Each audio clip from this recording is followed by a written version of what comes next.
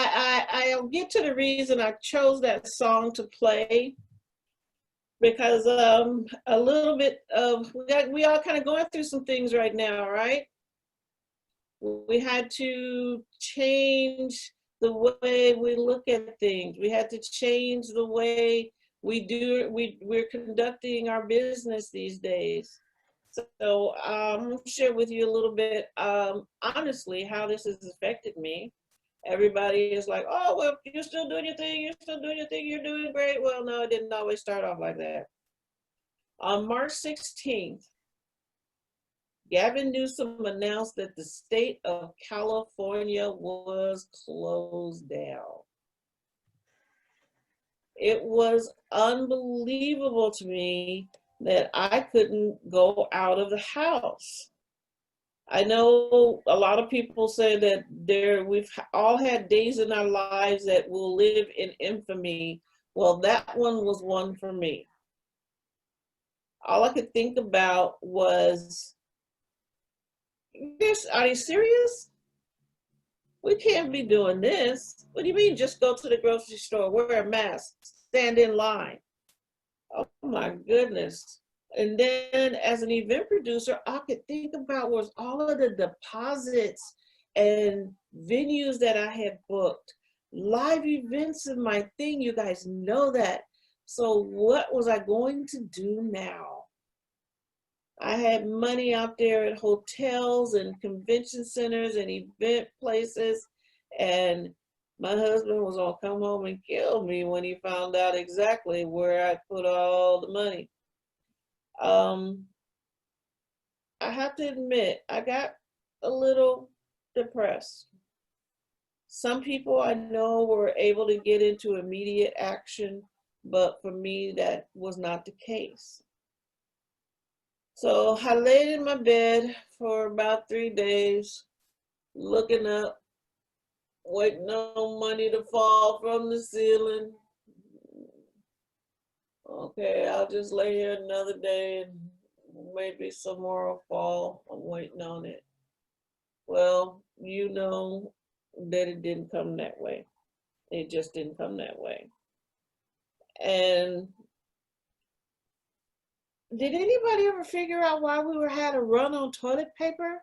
Were people not using toilet paper before the pandemic? So I guess I went out and started to look for toilet paper, and my husband's like, what are you doing that for? You've had cancer for the past 2 years. You're taking chemo. When you go to the store, you stop. We got a whole cupboard full of toilet paper. I'm like, oh. So I had to start to think, what are the things that I have been taught or that I had learned over the last couple of years?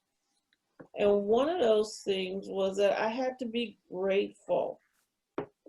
And that was being grateful for the fact that my husband was still working. He's an essential employee. Hoping that he stayed healthy. And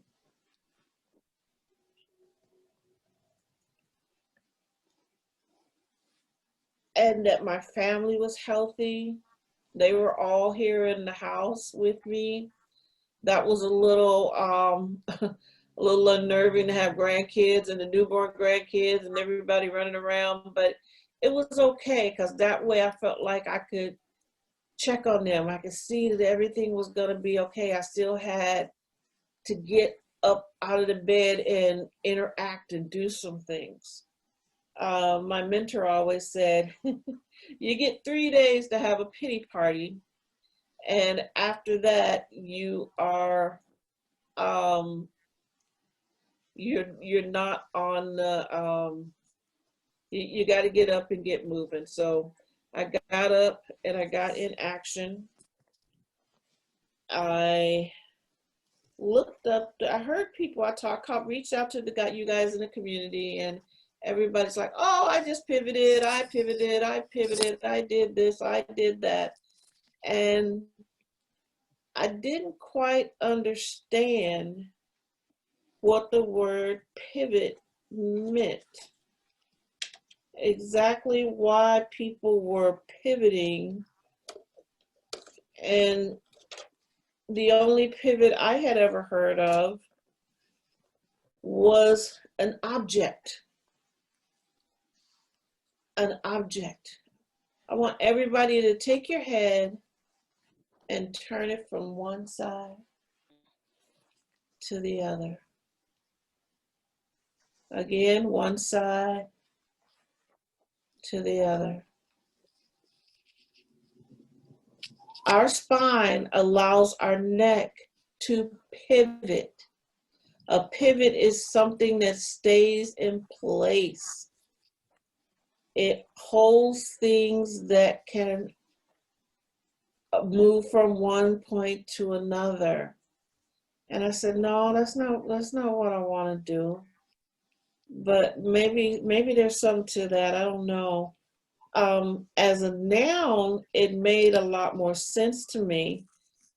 Pivoting as a noun, I had uncles that played basketball in high school, and my son played basketball in high school. And you could hear the coach on the bench yelling, put your foot down, now pivot, pivot. And you're supposed to be spinning around in circles to keep the person from getting the ball from you. And I'm like, I'm glad that's him, not me, because I couldn't pivot like that with people chasing me. Okay. And that's kind of the way pivot has always panicked me. I'm going to tell you how old I am. Anybody remember Pac-Man? Raise your hand. I want to see all people that remember Pac-Man. Come on. Well, I was the one that ran into the corner and balled up and died because I couldn't stand to be chased. I couldn't stand, there was a lot of pressure when it came to pivoting or to moving to go in another direction.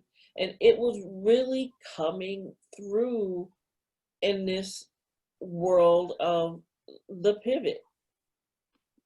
Now, working at a international restaurant chain, we had certain steps that we went through to learn to do things in a methodologic. We had our own methodology. But nobody ever mentioned the word pivot. We use strategies. Every month something changed. We improved it. If it didn't work, we measured it to see how it worked, how it affected the bottom line. We looked at our options. We made a plan. We executed. We made sure that the team was involved, that the team was involved from start to finish. And then we engage, as Captain Picard says. We, number one, engage. So we were able to, I guess that's called a pivot. I can't see the slide, so I can't see what you're looking at right now. No, I can't see it. So We're looking at your beautiful face. Okay. Well, there's supposed to be a slide that has all these little wheels on it that literally says what a pivot in business means. I still didn't have a way to make it so that when I said pivot, it was something that didn't panic me. So I took the P in pivot, and there's the pivot wheel. All right, so that's what businesses do when they pivot. I guess I've been doing it all along, but I just never looked at it that way. And being a very visual person, this looks like a lot to do, doesn't it? We do it automatically, but we just don't know that we do it. So what I did was I looked at a way for it to make sense to me. So I took and broke it down. You guys know how I like to break down acronyms. The P in pivot for me stood for personal.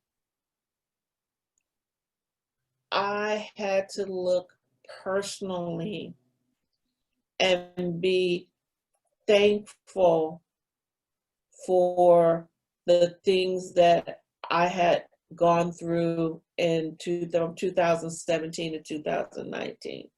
2018 and 19 taught me to sometimes go to be introspective, to find out what is going to keep me motivated. To look internally is the I. How many of you had to really look and see if, gosh, is this still what I want to do? Is this still what gets me up in the morning? Is this still going to keep me going? And yeah, it was. My answer to that question is yeah, it was. The event planning business, can I still keep the values that I have for my business? If anything, I think my business, as I looked at it and spent a couple of weeks doing this, looking at it, I understood and cultivated and firmed up my values and learned who I wanted to do business with, who I wanted to serve. Let me and know that it was still our time. COVID-19 or non-COVID-19, if you were a coach, you were still going to be a coach. If you were a Reiki healer, you were still going to be a Reiki healer.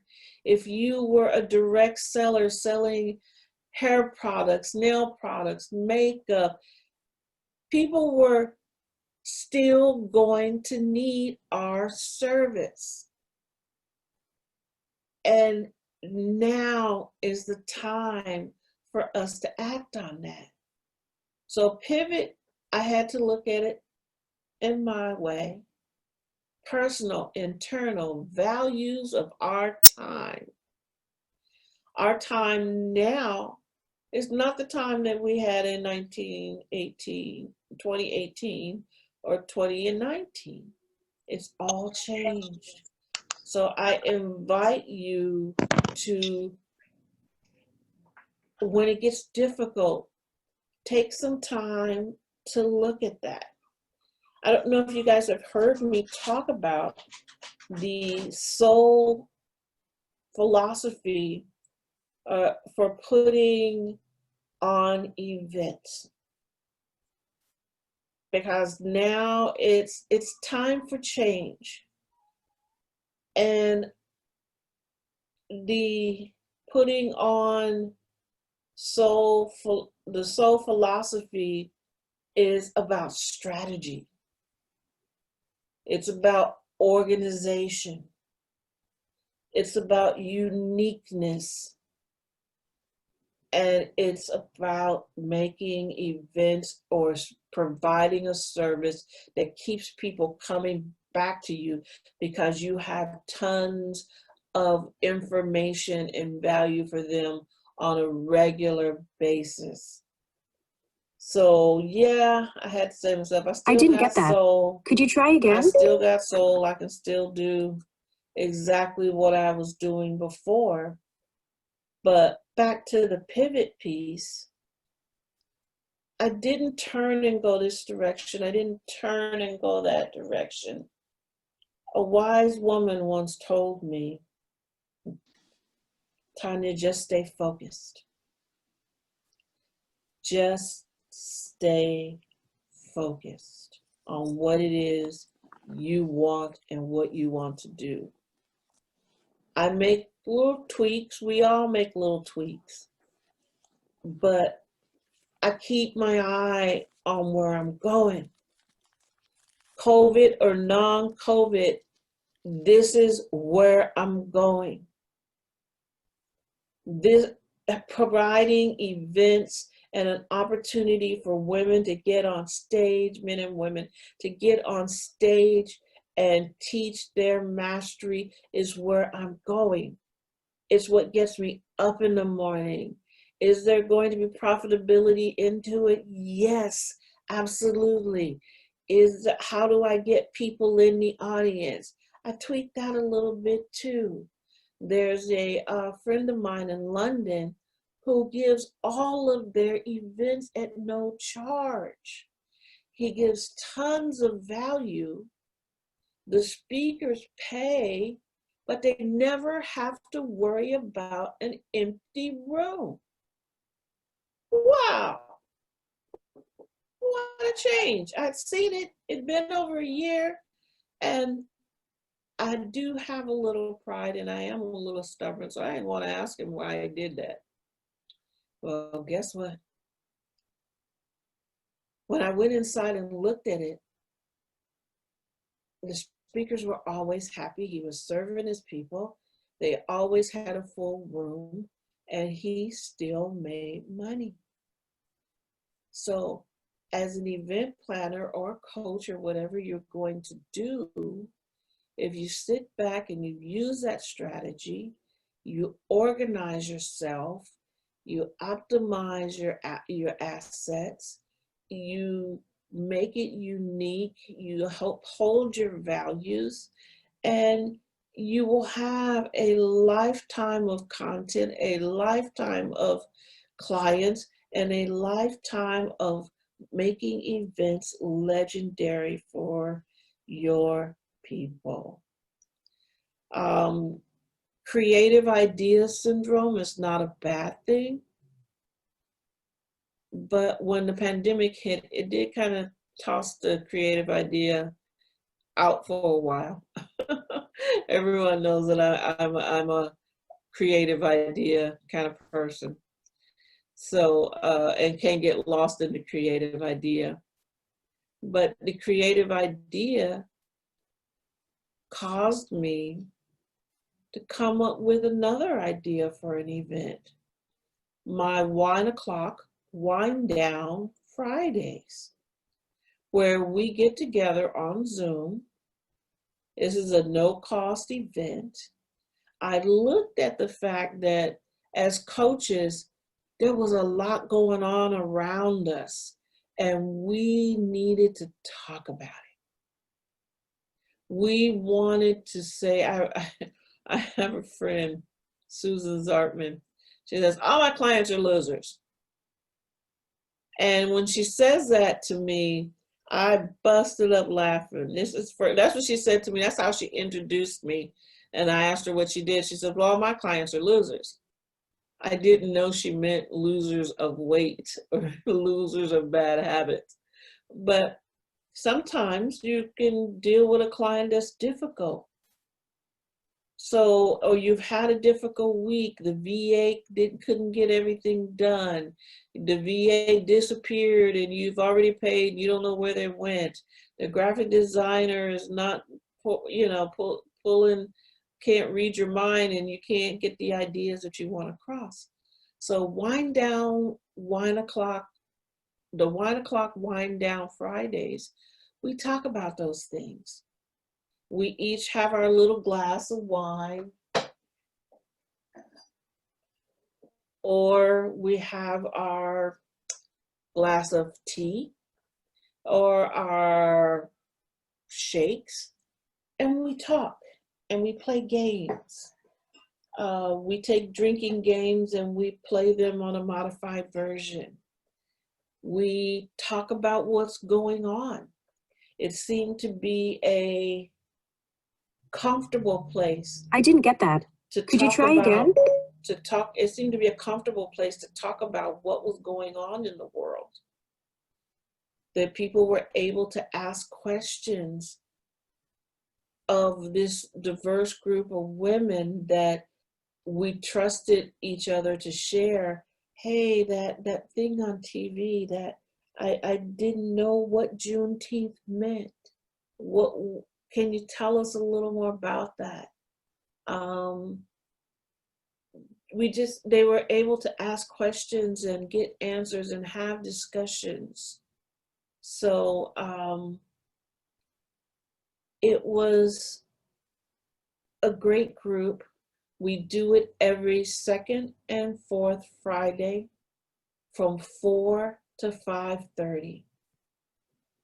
And it gives everybody a chance to talk. You'll see in the chat some of the ladies that have attended. I invite you to attend those. That was a creative idea syndrome outcome. I don't think I pivoted again. I just think I kept moving forward with new ideas and new strategies. The speaker series that we just launched, how to go from a virtual speaker to how to go from a live speaker to a virtual dynamo. Oh my gosh, we had such a great turnout, and there were a lot of people there who didn't know what to wear on camera, didn't know what to do as far as what kind of lighting to use. Everybody wasn't able to hadn't taken Elaine Hossman's class, but I suggest you do. So we practice some of these things. We practice our presentation. We got lots of great tips on exactly what it was we wanted to have happen during that time. So that you can see us today, we all have on complementary colors. You look at your speakers and kind of look at them.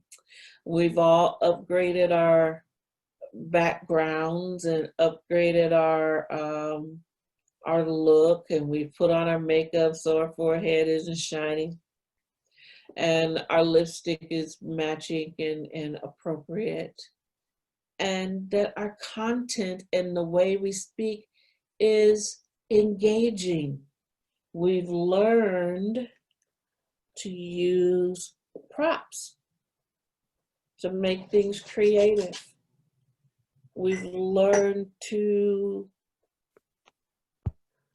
my favorite prop. I like to use my mirror on the wall. I don't know if you can see it. Yeah. I use my mirror on the wall to look at myself and say, okay, you're still here, girl. You still got it. 58 ain't too bad.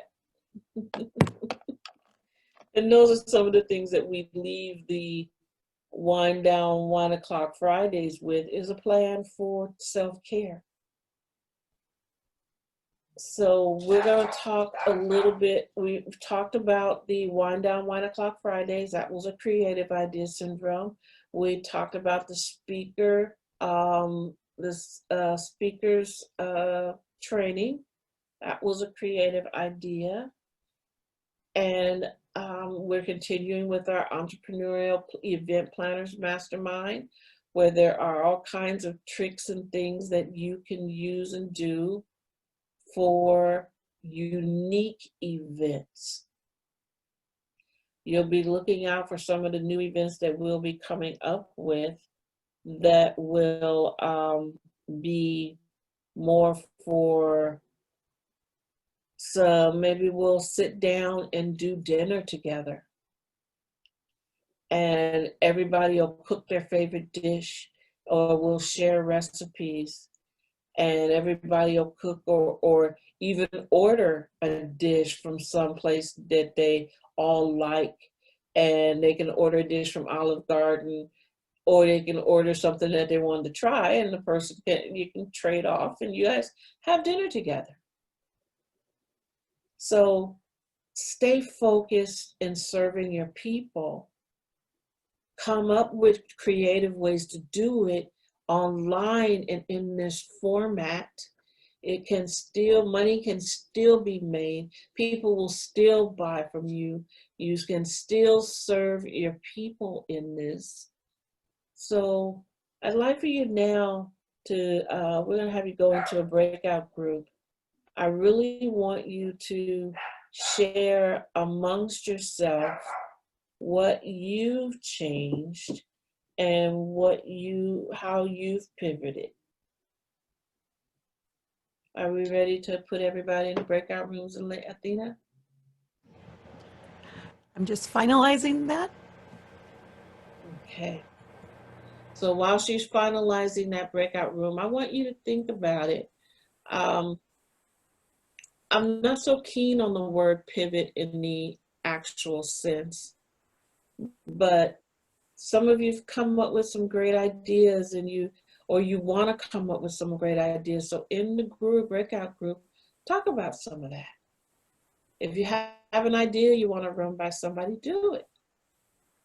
If you have an idea that you need assistance with, reach out. You can reach out to me. My contact information will be there. My contact information will be there. Did anybody get a chance to print out the workbook that you could take notes on? Yes, no? Okay. Athena, let me know when you're ready. We are all good now. All right, great. Okay, so you're going to go in your breakout rooms. I think you're going to have about 2 minutes each. And I want to know how you've pivoted. Okay? So go for it, girls. Okay. Well, I told you guys about one of the new creative ideas I had that we've been working on and have already launched our first couple of classes is the Training the Speakers series. And I want to go over with you a little bit about what you can expect from this class. You're going to get familiar with the technology and how to use these mediums of going from a live speaker to a virtual speaker. You're going to learn, we're going to practice on Zoom. You're going to learn more about it. We're going to practice on a WebEx and different systems so that you can learn more about them. We're going to provide you with tricks, what to wear, what not to wear, what lighting is a complement to your complexion, which backgrounds work best for you.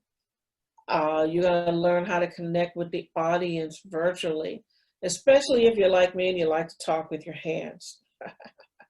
I'm kind of glad to not be standing because you'd see my hands moving all the time. You are going to get to practice to a virtual audience during this class because we will do more breakout rooms and you'll get to work with women on a little bit of your 30-second me, a little bit of your presentation. So it's very, very interactive and it's more of a classroom style type activity. So you can ask questions. Like I said, you'll be able to learn different equipment that you can purchase. And you don't have to invest $5,000 in a studio sound system to be to go from a live speaker to a virtual speaker. Everything that you see here cost me under $150. It just doesn't have to be that way. You just need to know the tricks. This class we're going to have is going to be on August 22nd from 10 to 2. Your investment in this class will be $97 and your takeaways will be invaluable. What I'd like to see is to offer it to you today, and we can go off camera and talk about this, for $47. Did you hear that? $47 Wow. for all of this wonderful information. Wow. So I'm gonna take a few questions. I'd like to get some feedback on exactly what some people, anybody want to share what they pivoted on? You can take the slide down, Athena, now. So I want to look and see who had actually can tell us a little bit about what you pivoted on. Raise your hands. Remember we went over how to raise your hand. Nobody wants to share? Don't make me call on you. Okay, I'll share. All We right, have I'll Yvette. start. Luana. I'll be the We'll have Luana and we'll have Maureen and we'll have Renita. Okay. My pivot is that I have included a skincare program with my personal development that has really made me feel pretty excited because it works. And I've actually have been speaking more since we've gone virtual everywhere, which is great. I'm enjoying it very much. And I've learned some tricks about being on camera. I look good on camera. Yes, you do. She looks good, right? Thank you. Awesome. All right, Maureen, what did you pivot on? So my primary pivot has been about starting to speak online. I was hesitant about doing it, and doing this with you has required and allowed me to really upgrade. And I want to speak so highly of that Train the Trainer event that you invited us to, all the speakers, because I got so much out of it. I learned more about the back end and the front end, and you've been extraordinary in helping prepare us and set us up for success. So that's been my biggest thing, is to start speaking here online. Thank you. Renita, did you have something you want to share? And then Linda Lenore. Renita, you want to unmute yourself?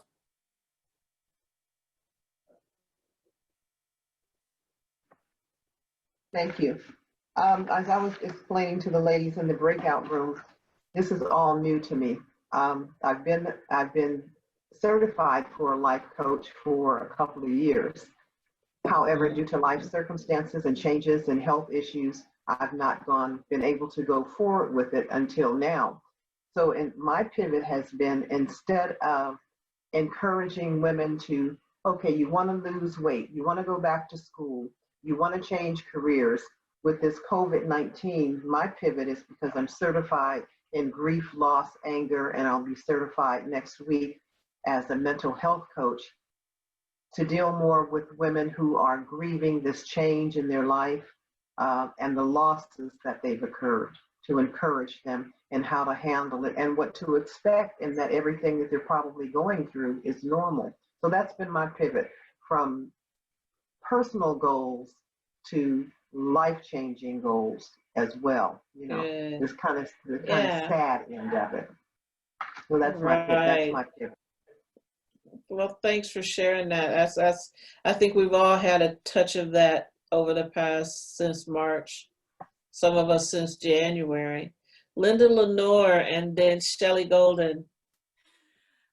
Thank you, Tanya. And Renita, thank you very much for sharing. Yes, it's definitely something that is needed with the grief counseling and everything that's going through. I was actually doing a thumbs up with Maureen and what she was saying, but I can quickly say I had the way that this has changed my life is that I was really planning on retiring and then realizing that what I have in the way of gifts around the home environment, it's supposed to be our sacred space, our place to rejuvenate. And now there's a lot of fear that's been put into the home, a lot of uncertainty that is happening. And my background in interior design of 60 years and doing feng shui for 35 years brings everything together to help people. And with Zoom now I can help people. And I've got a lot of clients that we're pointing out what the energy is like within their home environment and how to change that so that it becomes a peaceful and harmonious place that that soothes your soul as well as stimulates the success in life. So it has been beneficial to me, although it has been very challenging to see what other people are going through. And so the empathy that I have for them is extremely high. I'm very sensitive to that. So that's what has happened with me within the last month or the last few months. Okay, thank you. Yvette and then Shelley. Hi. So I'm a branding photographer and wasn't able to photograph people for a long time. And, but I was getting on a lot of Zoom calls and trying to stay connected with people. And what I realized was I really didn't like what was behind me because I'm on a desktop machine. And so I couldn't move it around to another location. So I created a virtual Zoom background. And then it occurred to me that, hey, you know what? Maybe some other people would like that too, because I, you know, was on a lot of Zoom calls. People were calling from their bedroom, from their kitchen. And I thought, you know, people want to stay on brand, and it's a nice way to, you know, in the background to kind of let people know what you do and, you know, keep the word out there while you're on the call. Absolutely. So, This beautiful background, let me tell you, she created it. I have a couple more that I'm going to get from her. This was a lifesaver. I mean, there's a difference when you have someone create a virtual background for you as opposed to you using the virtual ones that are in Zoom, but we'll go over that in the class. Shelley Golden. Yes, I'm actually just following up with what Yvette said as well, because I'm also a personal branding image consultant, and for 30 years, I've worked with people to help them look great and feel confident in person. And as a result of COVID, I pivoted pretty early on, pretty much the end of March. So I've created what I call a Zoom makeover, and I'm helping both men and women look good in their box. It's as though creating a painting and you're the main event. So I've come up with this 5-step process that I take people through, and I'm going to be speaking later on, so I'll take you through that. But I'm really passionate on helping people look more approachable, so people can engage with you more, so that you're really the focus of your painting in the box. And Tanya, I want to thank you so much. As Maureen said, the train the speakers, maybe that's not exactly the title, but that was really excellent. Just how to present yourself and to look more engaging, to be more inspiring. And that's what I'm working with. And that's kind of this crazy new business that I'm doing, individual consultations as well as with companies. So it's And during the speaker, train the speaker series, we call on different experts. You tell me where you're lacking, what you need to know, and what I might not be an expert in. We bring in people like Shelley, who gave a lot of great value at the last meeting. You should have seen all of us this morning checking in. Okay, Sherry's my shirt straight? You know, Shelley's my shirt straight, is my, you know. So we try to put in these experts at every opportunity that we can. Monique, and then we'll go on to another breakout room. Oh, good morning, ladies.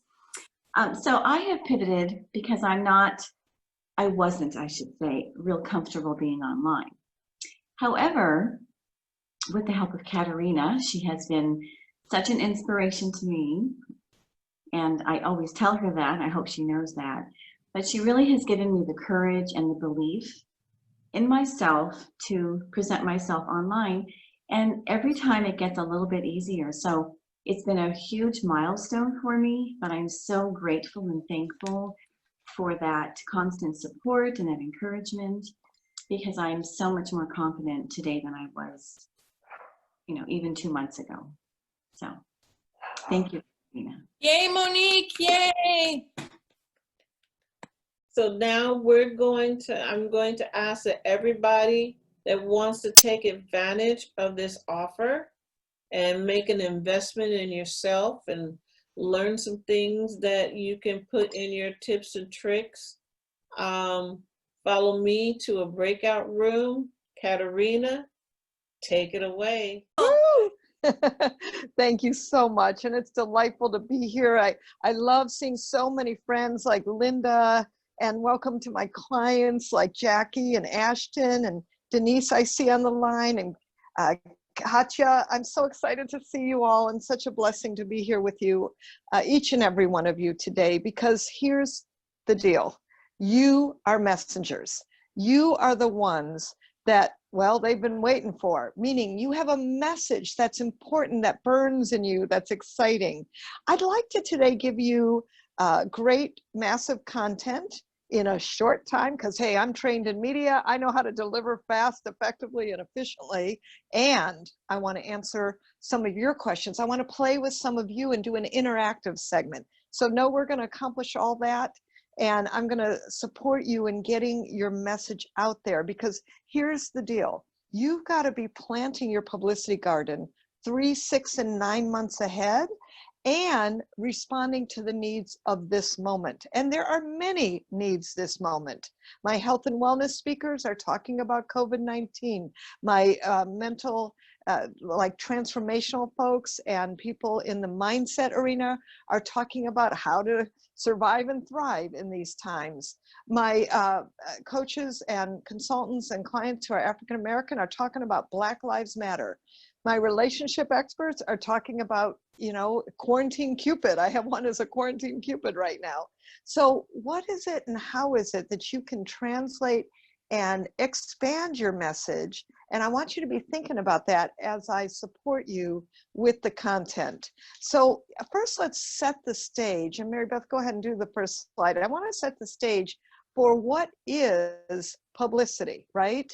And what is publicity? Well, P.T. Barnum said it best, and that is, a terrible thing happens without publicity. Nothing.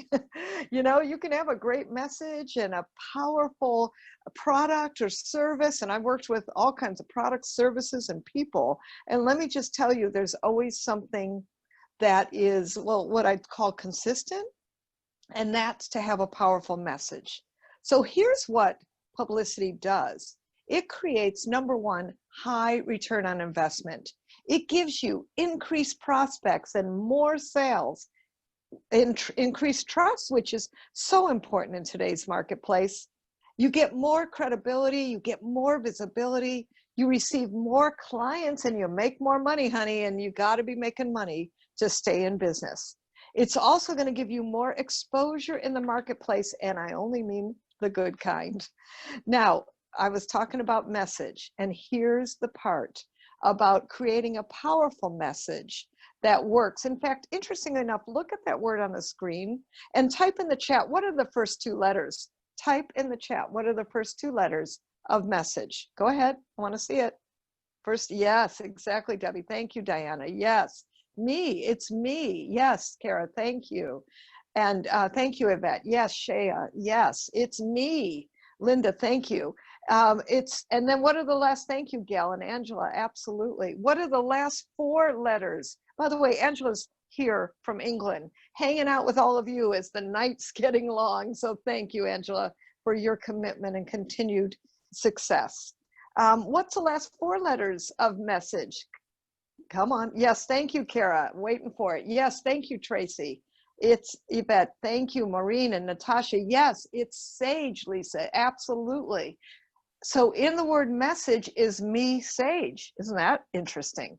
Now check it out. What else is in the word message? First 4 letters. What is it? Go ahead, type it in the chat. We might erase it afterwards. But yes, yes, yes. The first 4 letters are mess. And that's what we want you to avoid, my friends. We want you to create and be the messenger that you are. And great news for all of you, I'm a messenger of messengers. And I want to give you the formula today that, well, you know, I'm going to make publicity really easy for you, because here's the deal. you, whatever you know, have to make things easy for other people. So I want you speaking in 5-year-old language, right? And I want you to make things really simple because most media interviews are so short. Like when I was on Fox News for Profit of Kindness, an average media segment was 4 minutes and 20 seconds. Check that out. That's really fast, right? And so it's really important that we focus in on the problem today and not what you do, but I want you to fill in the blank. The problem today is, and then give people 3 solutions for what to do. And so part of that, and I'll just give you mine right now, write these down. This is thousands of dollars of PR advice delivered in 5-year-old language and really simple, right? And that's what I want for all of you. It's all model it for you. So here's mine. The problem today is 4 out of 5 businesses will go out of business because you have no clue how to create publicity without spending a fortune. I want to give you 3 guerrilla publicity tips today for how to get your message in the media. The first way to get noticed is to create your ooh, ah factor. The second way is to create the I've heard of you somewhere syndrome. And the third way is focus on networking magic. Show up in your communities at least twice a month for name and face recognition. My friends, that's it. That's like 12 seconds, maybe 15, right? And so, as I like to say, then we can talk. Now, I want you to, I like to call it the ooh, ah factor. I want you to create your ooh, ah factor. And that's really important, that when you're putting yourself out there, you're using everything you've got. Everything you've got. Do you know, in the last 10 days, I probably interviewed on about 10 major, they're called terrestrial radio shows, 50,000 watt in Columbus, in Ohio, in Houston, in Louisville. And you know what I'm talking about? Aunt Jemima and Uncle Ben's and changing their branding. I'm talking about the Dixie Chicks dropping Dixie, right, from their name. And sometimes you just got to use everything you got, because even though I'm a publicity expert, when these major dudes in the morning shows would have me on, they'd go, hey, we're welcoming Jill Lublin. She's the author of 4 books. Her website's publicitycrashcourse.com. And they would always drive people back to my website on the intros and the outros. And I think that's really important that you understand that you want to use everything you've got. I'll show you a case study of Ryan. This is a client of mine, and Ryan is an instructional designer. And to be honest, I had no idea what that was. I said, Ryan, once he told me what that was, I'm like, Ryan, this is just not interesting enough. Tell me your story. He told me a story. He told me that he'd been downsized from a corporate job. He told me that his wife was pregnant with their 3rd child on the way. Did I mention he was fired, right? He just bought a big house. All right, now he's got no job, a pregnant wife, and a big mortgage payment. I'm like, Ryan, this isn't a formula for success. What'd you do? He said, well, I started my own company and virtually online. He had 7 employees doing instructional design. I thought, well, now that's interesting. So I created Ryan into what I called a virtual office warrior. Okay, let me see in the chat, what's the acronym for virtual office warrior? What's the acronym? Let me see. First one gets a gold star. Yes, yes. Wow, I didn't even see who came first, but gold star to everyone because it's vow, absolutely. Ryan took a vow never to work in an office again. Look at the screen. The San Francisco Business Times put, when fired, you too can vow not to work in an office again. And then Mac Home Journal got on the bandwagon, an entrepreneur got on the bandwagon. Picture this, you in any of these magazines. Let me share with you the main results from Ryan's PR campaign. And by the way, we didn't go in as an instructional designer. I want you to really hear that. We went in using everything he's got, and he's been featured in major national magazine, podcasts, blogs, TV, and radio. His business revenues literally increased over 40%. and one placement in the Chinese Times. Now, remember, I told you use everything you've got. Ryan is Asian American, and although he doesn't speak a word of Chinese, we translated his articles into Chinese, put them into the Chinese Times, and one article got him over $7,000 worth of consulting business. I say that's for me, right? And that's the power of publicity, is creating that revenue. And again, he used everything he's got, literally launching his business. He put my fees on his credit card at that moment and launched his business from zero and laid off to a thriving consulting business, all through the power of publicity. Now, I want to show you what happened when the Prophet of Kindness came out. And first of all, you know, as much as I'd love to tell you, hey, I got a lot of publicity because of a new book, that's not the case. So I did what I would do for all my clients. I sat back and I thought, what's the story? What's the message for right now? And of course, the divided states of America, which of course continues to be a message, was the message. And that's what got me 7 major market Fox News interviews, CBS News in Virginia, literally over 75 radio and podcasts and counting. I've been in Inc. magazine twice, Forbes magazine twice, an Australian publication, an Iranian publication, and all of that because we hit the right button. And so for you, I want you to keep thinking, what's the right button I can hit? What's the button for right now? You know, I'm going back out with a kindness story because November 13th is International Kindness Day. Well, you know, in my calculations, that's ahead of time. We always want to be ahead of time planting seeds for our publicity garden right now. Now, check it out. The seed that God planted in my heart was also to do kindness circles. And so I am doing now kindness circles. This is an opportunity to spread kindness in business, to come together as community and help each other. And so the next one is August 15th. They're completely free. I invite you as my guest, and you go and register at jilllublin.com/kindness circles. I also want you to see all the media we got. All the media we got was because of finding the right message.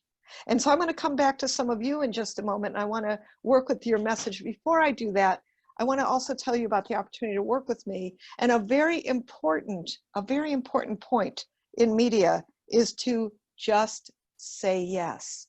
Oh, yes, thank you. With Entrepreneur Magazine, remember I'm talking to you about creating that publicity garden. So look at this. The June issue of Entrepreneur Magazine is finished in March. And the writer's deadline is January 15th.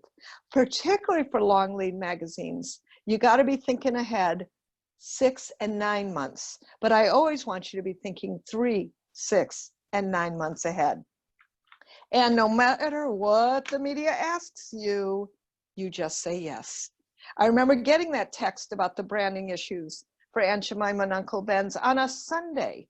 Now, I don't work on Sundays. Girls got to have some rest.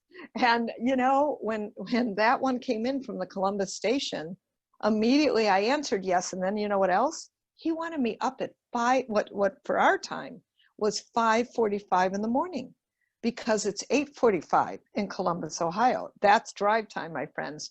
So my answer is always yes. And if you don't quite know how to, it's called bridging it, just connect to me. We'll figure it out for you, and we'll get you the right message.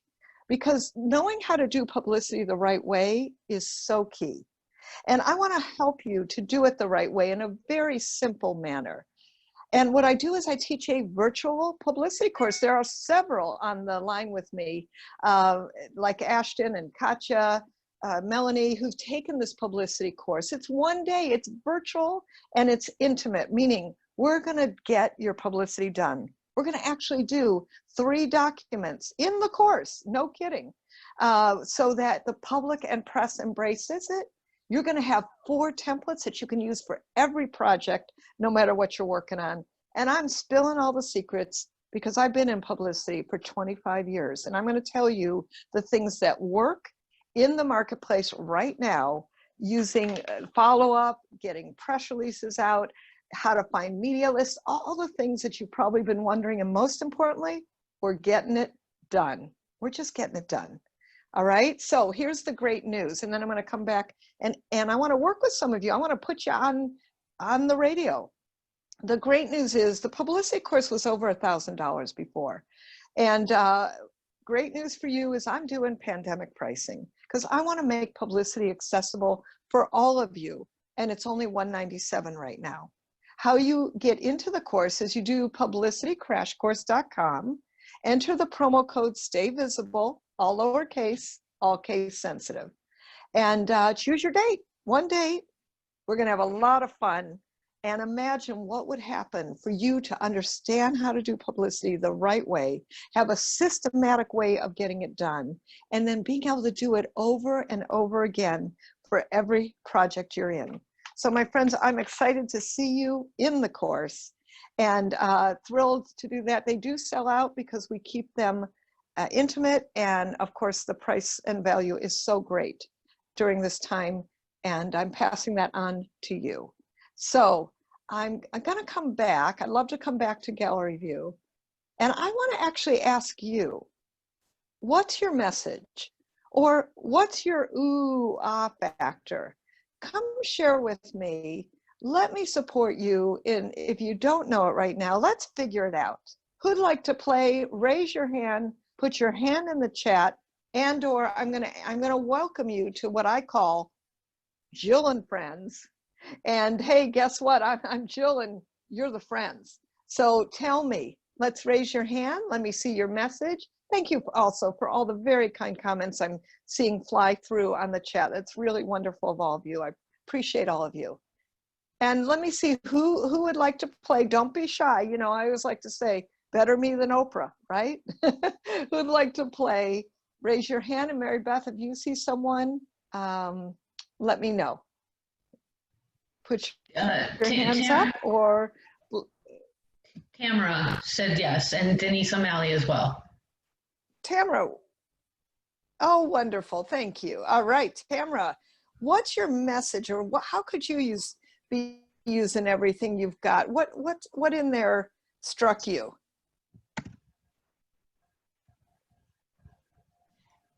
There we go. Okay. Oh, can you see me? I can't see me. I don't know how this works on my phone. I'm good on my computer, but not on my phone. So what was the question? I was trying to get my tech right. So how could you, how could you be using everything you've got, or what's your message? Take either one of those. Yep. So my message is I'm a life coach for women with and I use a somatic emphasis on that. So my message is women lit up, living fully, and I help them engage their body as well as their intellect to move with the triggers that we have every day from a place of being able to respond instead of that automatic knee-jerk reaction. Beautiful. Okay, so a couple of things. One is I want you to use you language. Take out, I work with them. This is for all of you, right? Take out theys, them. I work and put in you language. That's really important, okay. Right? Thank so you. The other thing for you is International Women's Day. I would like you to work with International Women's Day and start thinking about that and head toward that for next year with a story that's going out and interesting for you. Okay. Okay, that'd be where I'd start. Thank you. You're welcome. My pleasure. All right, Denise, welcome back, Denise. It was so great to have you in my virtual publicity course recently. was Denise fantastic. is a powerhouse. Well, thank you. A powerhouse that appreciates all that you have done to help me craft my message. And is it okay with you if I just read the message that I crafted in your class? Absolutely. Okay. Thank you. So, the problem today is there are numerous people who won't seek or even try alternative care if it's not included in their medical insurance. Part of their reason is due to the out-of-pocket costs, but most is due to not understanding alternative paths to wellness. I want to share with you 3 tips to help you change this mindset and gain and retain new clients. Number 1, join a community of peers and get engaged. Building relationships with other professionals can lead to more referrals for you. Number 2, don't just ask for business by sharing what you do. Share or demonstrate what you know in layman's terms and add value to someone's life. And number 3, value your time and put a price on it. Plant your feet and stand proudly in what you do. Beautiful. The first one was a little long, Yes. right? So Denise runs, Denise, you want to just say that in one sentence, what you actually do so they understand? Yes, we have a community of health and wellness professionals from everything from A to Z, that's acupuncture to Zumba lessons, and we deliver education and access to services. Beautiful. Okay, great. So I did like it. I want you to shorten the first one and maybe zip it up a little bit, you know, because I think also in these times, there are a lot of people who want to seek alternative care and don't really know how. So that's something, you know, you might want to just make that sound even more accessible, because you're really reaching out to the very specific audience of these healthcare practitioners and other people who provide these services, right? That's your market, yes? I have 2 messages that I've crafted for my 2 client groups. One is the professionals, and then one is our end client, which are human resource managers. So 2 different right. messages that I had to craft. Very excellent. And those are very specific, which is great. And so because Denise has specific messages, the good news is she can reach out to people based on what they're reading. And this is for you. Good question, right? Ask, what are they reading? What are they watching? What are they listening to? And that's a great thing for you to pay attention to for your market. I hope that helped, Denise. It did. Thank you. You're welcome. My pleasure.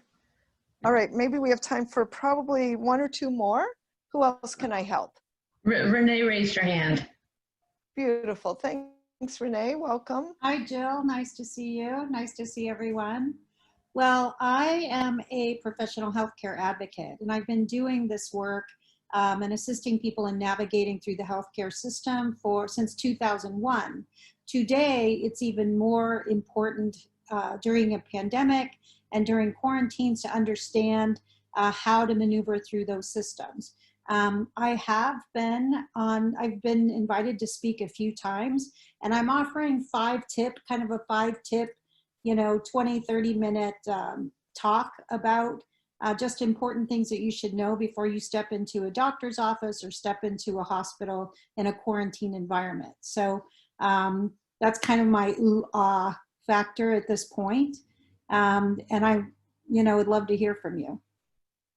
Okay, so first of all, I love that. And I'd say, what to be aware of or what to be careful of in COVID times, what to know before you go to the doctor or the hospital. Mm-hmm. And are you a physician or any kind of healthcare specific, or you're helping them navigate? No, I'm a certified healthcare advocate and a certified community. Excellent. But I'm not a clinician at all. Okay, so I do like the what to know before you go. And I'd really call it that, because I don't know about you guys, but listen, I had one little thing happen. I'm like, I don't want to go to the doctor, right? Just for right now.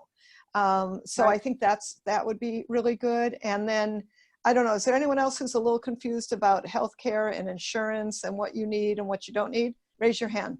Raise your hand if you're a little confused about healthcare, insurance, how to navigate the system, right? Yes, a lot of confusion around that. So you want to speak to that. And that's the seed I would ask you to plant for the future. But I would do the know before you go for right now. Probably that'll work for at least the next 90 days. And then I would start planting the seeds for, the seeds of confusion of the healthcare system. And here's how to navigate and do it well. So that'd be probably how I'd handle that. Thank you. You're welcome. I love what to know before you go. It's got a little ring to it. I like that. That is fun, isn't it? That's what I do. Off the top of my head, I tell people take notes, because this stuff comes flying out of me. Thank you. I appreciate it. And I think we have time for one more before this beautiful time Who do we see, Mary Beth? I don't have anybody else in the chat. If you want to just chat or raise your hand in the. We have a number. We have Hands raised. Gail, Cara, Thea, Jackie. Wow. Oh, they Well, must be. okay, let me check. Let me check in with Katerina or Tanya. Tell me how many more minutes we can go, and then I'll calculate in my head how many we can take. Okay, my friend, I think just one more person. And Okay. you also, because you also have a raffle, I believe. I certainly do. Okay, beautiful. So, Mary Beth, go ahead and pick the one, maybe from the chat, since there's people who've been waiting there. I think they went directly to the host. How about Gail? Gail Thornton? Yeah, let's go with Gail. Okay, Okay, perfect. Go ahead, Gail. Hi, good morning. So my business that I'm trying to launch is a coaching business for leadership development. So I'm not sure how to even structure that. You mean in terms of the message? Yes. So I have Okay. over So- 30 years of leadership experience, but not sure how to really structure the business message. So with who? With Kaiser Permanente mainly, but I work for Dignity Health now. Beautiful. Okay, so hello, yes. I would want you to structure it as a leadership coach with over 30 years and use the names Kaiser and Dignity. Absolutely, absolutely, you need to do that. And that's where you start. You know, your bio, which we're also doing in the course, will be an important piece to communicate that information and the power of you. So start with that message. And even when you're talking verbally, I want you to always say, I'm a leadership coach with over 30 years working with Kaiser Permanente as well as Dignity Health. So you see how I'm always putting together that words. That's a, as Katerina says, being loud and proud, right? I love that, Katerina. I always think that's precious. And the truth is that's what motion is, but it's integrating the power of your message and using your message to let people know that you have great experience and that they're in good hands with you. And that's a key. That's a real key. Okay. So let's start there. Let's start there. And, Okay. and make sure that that's powerfully presented. Okay, thank you. You're welcome. Well, first of all, I just want to say it's a delight with being with all of you. I'm going to turn it back over to my friends, but I want to end with a moment of inspiration for all of you. And that is that your message matters. Your message matters. Let's get it out there. Looking forward to working with you. Thank you. We love. Hi, good morning, everyone. So nice to see so many people that I know here. So I am going to be sharing some tips with you on how to free up your time. This is so you can spend more time doing more things that are important to you and dedicate more time to more profits in your business. So what I'd like to see is some of you, so type in the chat what you want to make more time for in your life or your business. Go ahead and put something in the chat. Self-care, fun. Yes, hi, Mimi. Me, thank you, Diana. Connecting with Facebook friends, self-care. Thank you, Amber. Maureen, more fun in my life. The boyfriend who I don't have yet. Oh, I love that one. All right, thank you.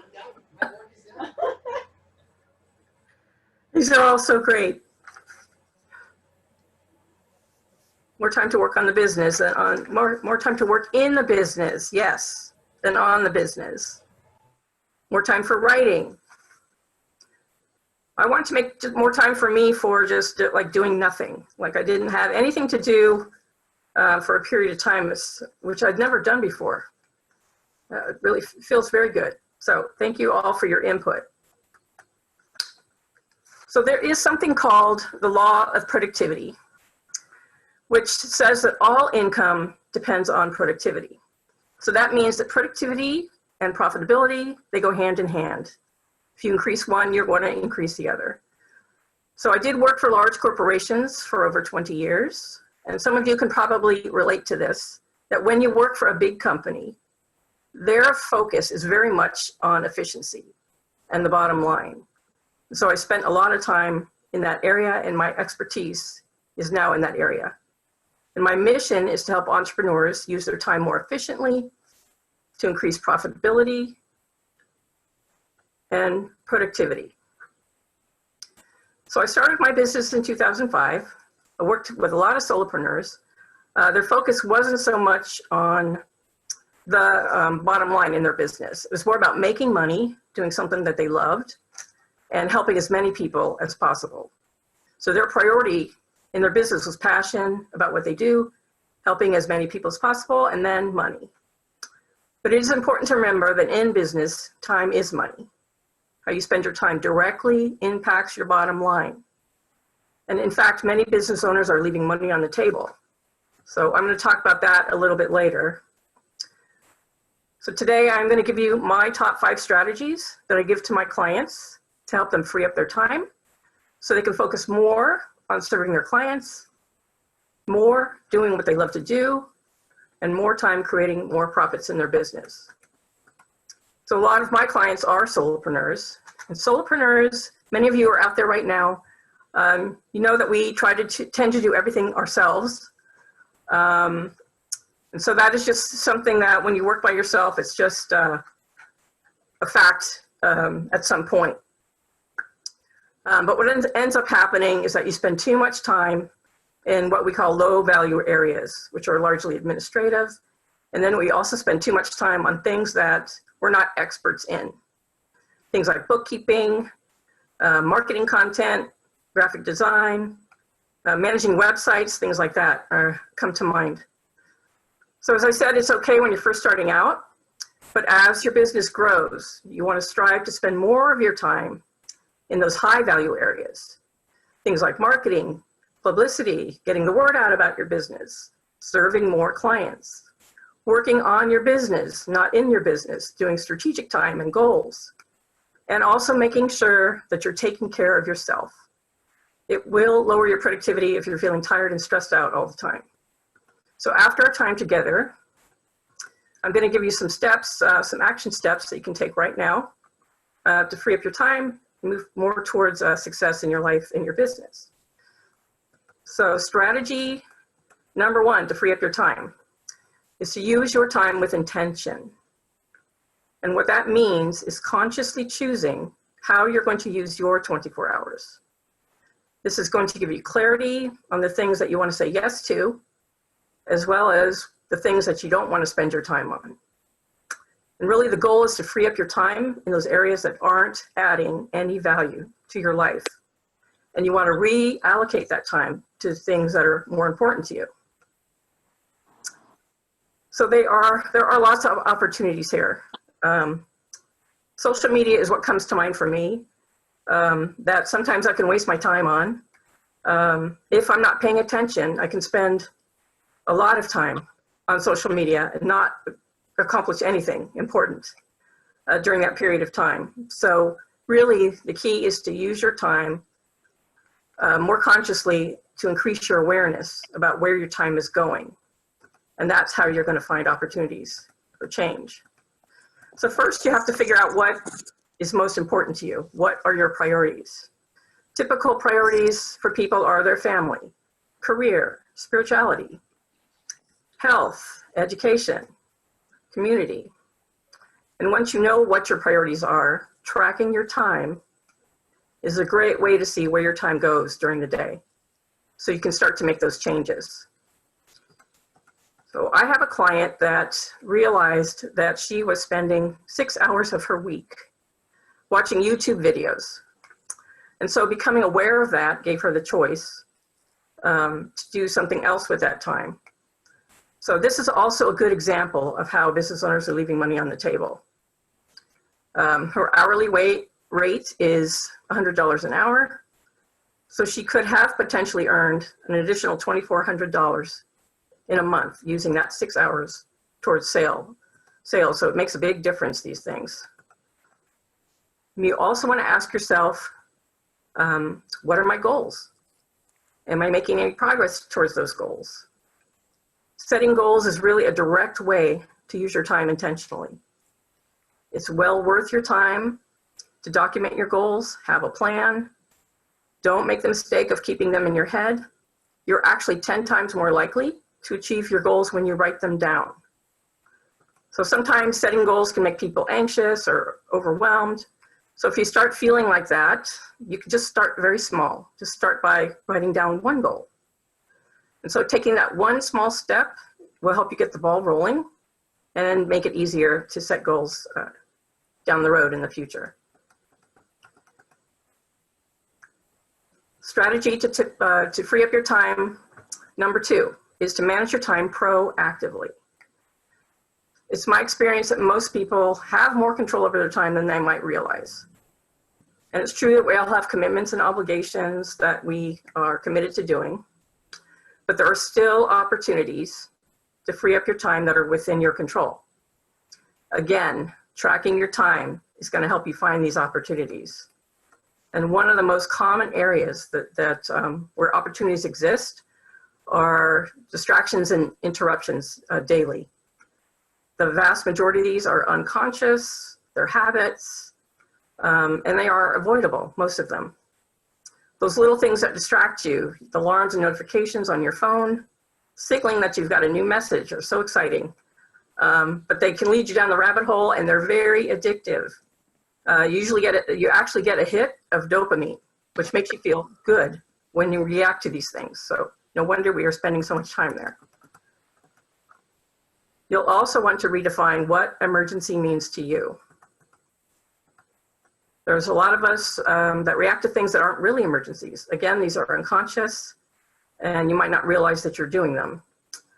I'm working with a client who recently, we had this discussion about her dropping everything she's doing to respond to emails.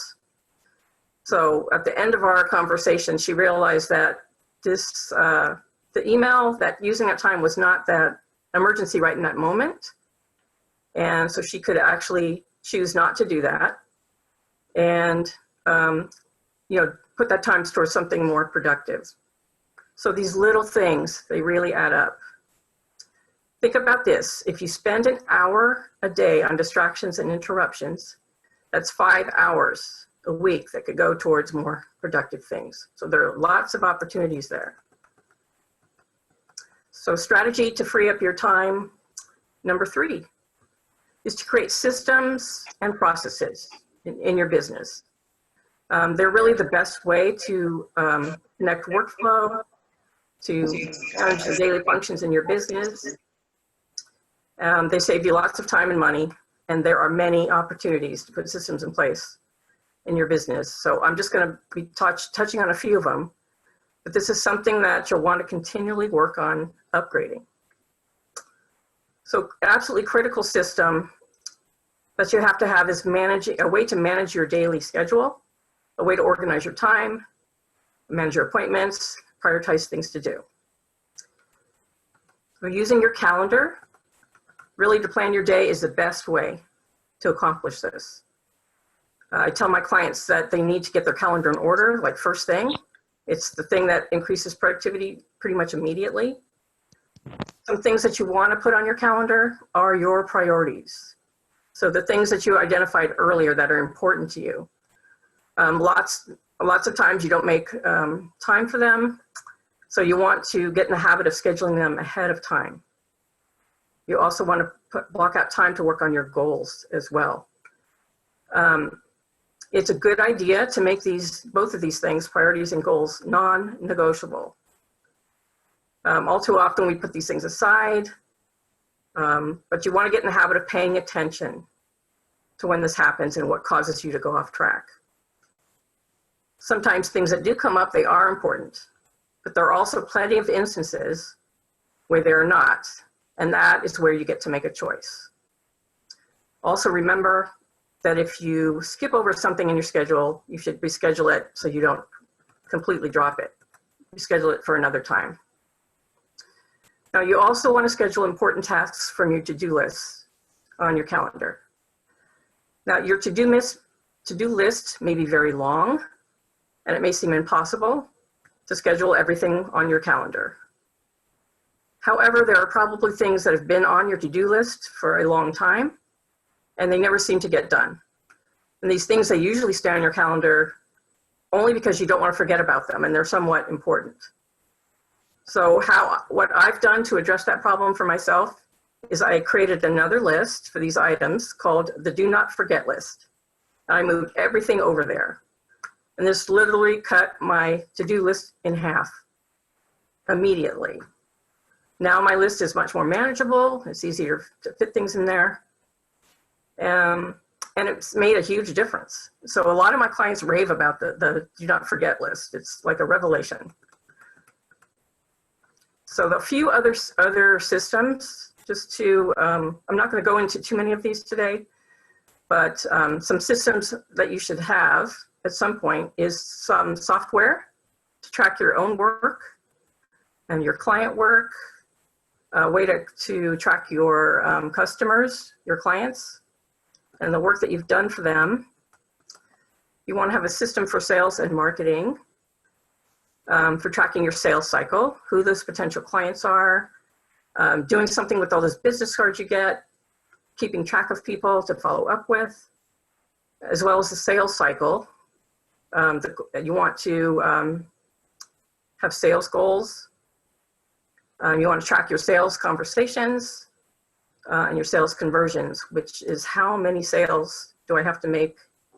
Do I have to talk to 4 people or 5 people before I get a client? So it's great to know that number so you can know where to focus your energy. You also need some system to track your financials, invoicing, cash flow, things like that. I'm going to talk about that just a little bit later. Now, there are a lot of CRMs that can integrate all of these things, but it really doesn't have to be that complicated at first.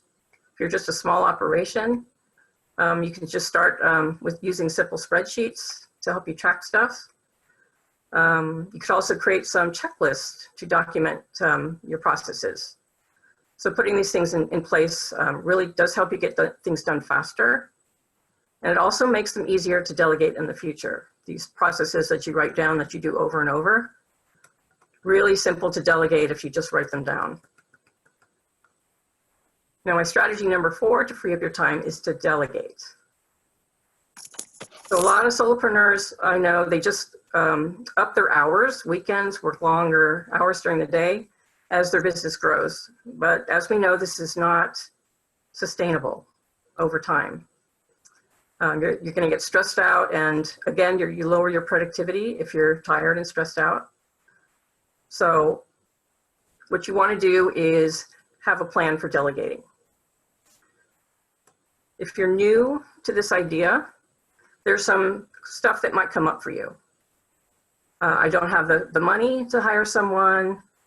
I don't trust that someone else can get this done like I can or do it as well as I can. Or I don't have time to train someone. A lot of business owners have these fears. But the thing is, if you don't get help, you stay stuck on that hamster wheel, running in circles, not getting anywhere. So don't let the fear, stop you from growing your business. There are the right people out there that can help you. Also, if you don't know what to delegate, again, tracking your time comes in handy. So you can see what things that you're doing over and over to give to somebody else. And also you want to be sure that you're focused more in those high value areas. The marketing yourself, the setting goals, the working with more clients, all those things affect your profitability. So a simple, easy way to start with delegating is to hire a virtual assistant, a VA. So you can just hire someone a few hours a week and build from there. So I did that same thing. I started delegating my website graphics, design, content. Then I hired someone for social media. And now I've hired someone for marketing and sales. And I just keep building from there. And I document the processes as I go so that they're easy to give away.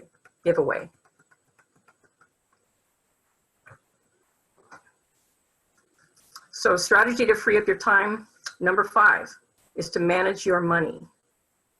If you aren't keeping an eye on your financial situation, you are going to waste time and money.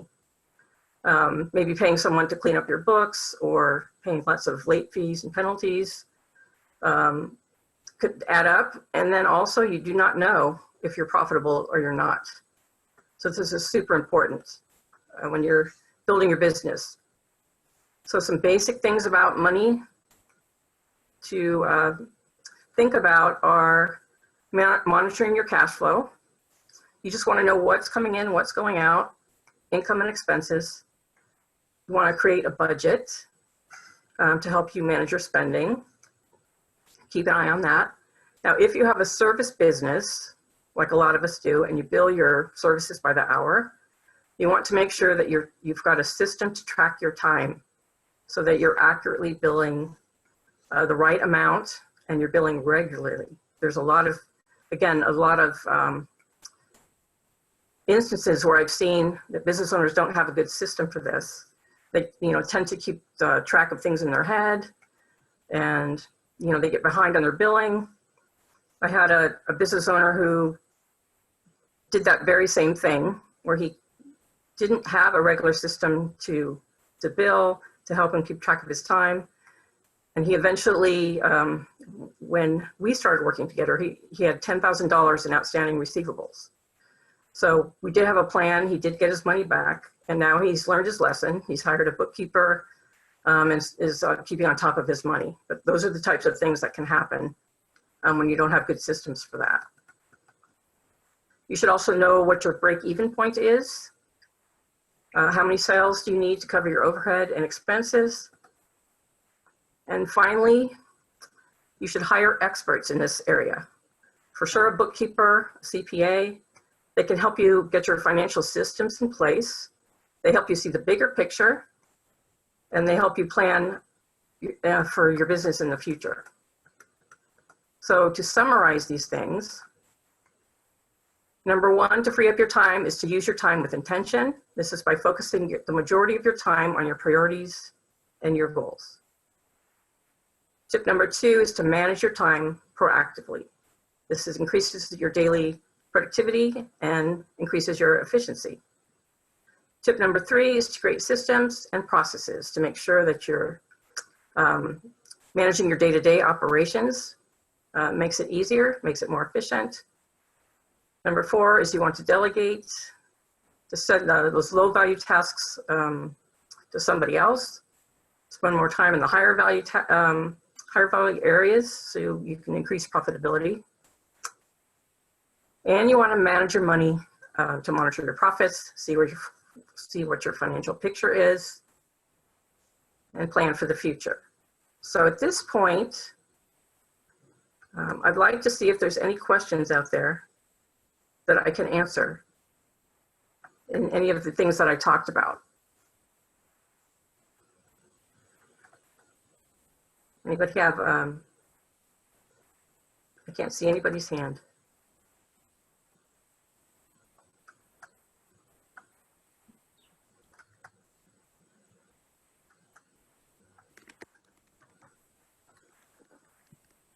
Let's see. Claudia, did you have a question?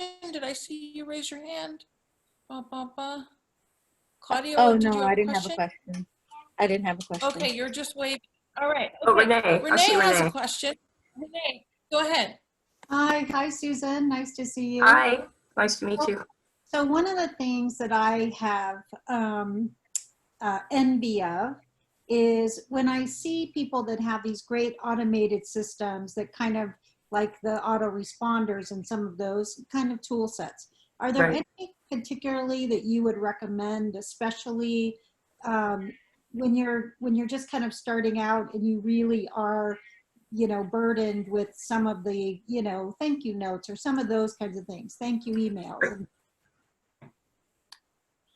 Is there anything you would recommend, low cost or low entry fees to get started with automation?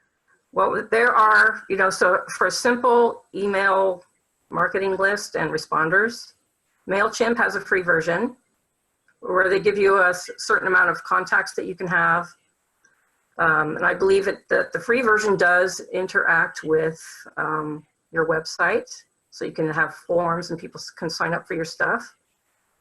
And also for autoresponders. So when you can send out an email sequence, like after you do an event, where you get people's names, and it can send out a series of emails after an event. So MailChimp is a good free version to start with. And I know a lot of people that use that one.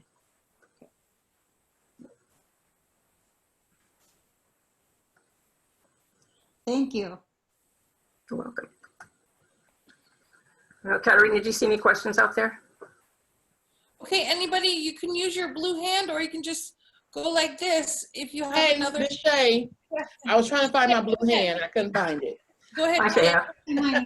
So I do have a question. I'm not new, but I know there's a lot of new entrepreneurs. So what suggestions should the entrepreneur focus on the most when they are starting out, and what should they delegate? So your question is, what should they delegate? Because that's what I heard. Yeah, so we're talking about time management, right? So what would be their main focus when they're, starting new, and then what should they delegate, when they're starting new? Because when we're new, you're doing everything, right? Right, yes. Everything. So how can we make that more efficient when you're starting out new? Yeah, I would say if you don't have enough clients, for sure you should spend a lot of time in marketing. Okay. So if you've got systems around that, so a good marketing system, again, I think I mentioned the simple spreadsheets that you just want to keep track of who you've talked to, what the conversation was, who you want to follow up with. So that's a very basic system, because a CRM is, at a certain point, your business has to be at a certain growth point so that a CRM makes sense. It's a customer relationship management system that integrates all of that stuff. It's overkill for some people that are just working by themselves. Right. Till they get to a certain point. Yeah, so I'd say marketing. Thank you. Marketing and sales conversations. Okay, great. We have one more question, Susan. This is going to be the last one from Rachel Leroy. Rachel, go ahead and unmute. Hi, you mentioned time tracking, and I was wondering if you suggest just being aware of it on your own, or if there's some sort of software that would be really helpful for figuring out where you spend all your time all day. Yeah, so I personally write down everything I do, like every 30 minutes, where I set a timer and I just review what I've done the last 30 minutes.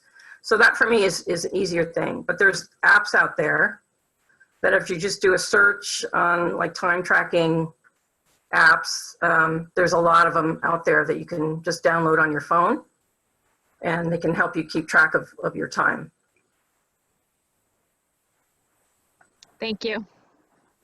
Maureen, did you have a question? Oh, sorry. Thank you, Rachel. Okay, my friend Susan, we are out of time. It is time for us to keep our party moving. Does everybody know how to get a hold of you? Yes. You put your information in the chat? Yes, Kaiva, just 2 minutes to do this. Of course, my friend. Thank you. Course.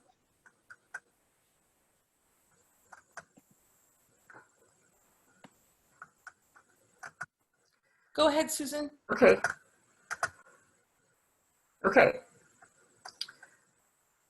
So what I'd like to do is gift you guys my ebook.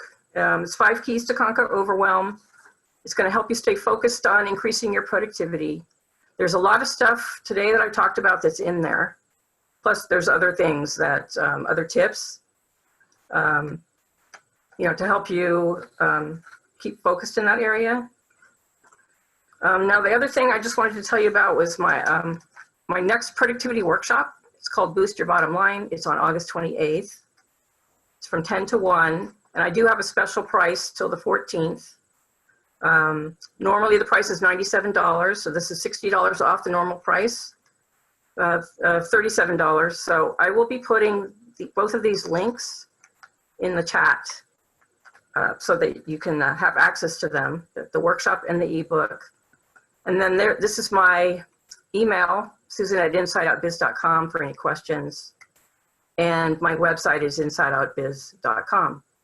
Thank you for your time. It was so good to be with all of you today. And thank you, Tanya.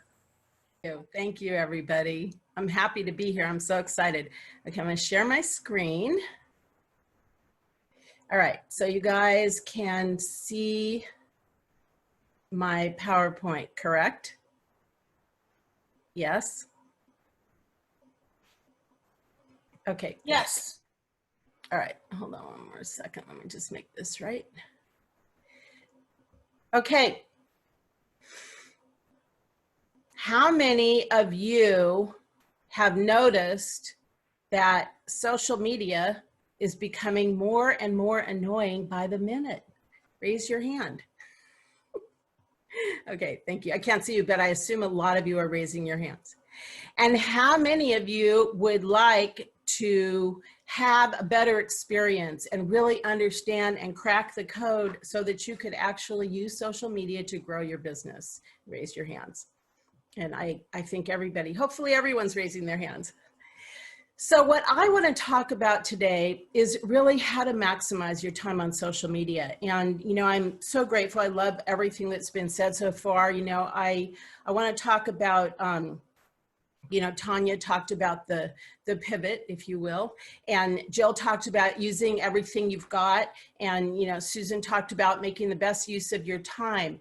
And what I want to talk about today is really how to make that 1-degree shift in your social media to have it be what you want it to be and to grow your online presence. So what I want to start with, if it's okay, I always start with my big why, my big vision. And I have a vision of a world of compassion and love where all people of all generations are inspired and empowered to connect and share their hearts. And the mission of Whole Heart Marketing, which keeps expanding, is to share, to shine as an expert and thought leader, to support. The mission of Whole Heart Marketing is to empower and educate speakers, coaches, authors, holistic practitioners, thought leaders, and change makers, and other entrepreneurs who are on a mission to learn how to master internet technology, to shine as a thought leader and expert, to foster increased communication, connection, and community among all people everywhere, and to bridge the intergenerational gap that's been created by technology. And most importantly, to leverage the power of the internet to have a sustainable business and life. So this is my why, and this continues to be my why. This is my son, he's 32. And just to give you like the super short version of how I got into this business, I'm a recovering corporate misfit, and in my corporate world, I was that square peg in the round hole. I didn't fit in, I hated it. And one day my son came home from school and said, I hate school. And that was the beginning of the end of me being in the corporate world. And at that time, my avocation was that, or my calling was that I'm a non-denominational minister. And I was doing marriage ceremonies, and I have my master's degree in holistic health education and counseling. And I was doing marriage prep and relationship coaching. And I took one of those, the cosmic kick in the butt seminar where you go, I'm quitting my job in 6 months. And guess what? Careful what you pray for. I got a voluntary layoff with 30 days notice. So I quit my corporate job, and super long story short, I built my wedding ministry. Actually, I did that for 20 years. I got to be a stay-at-home and a working mom.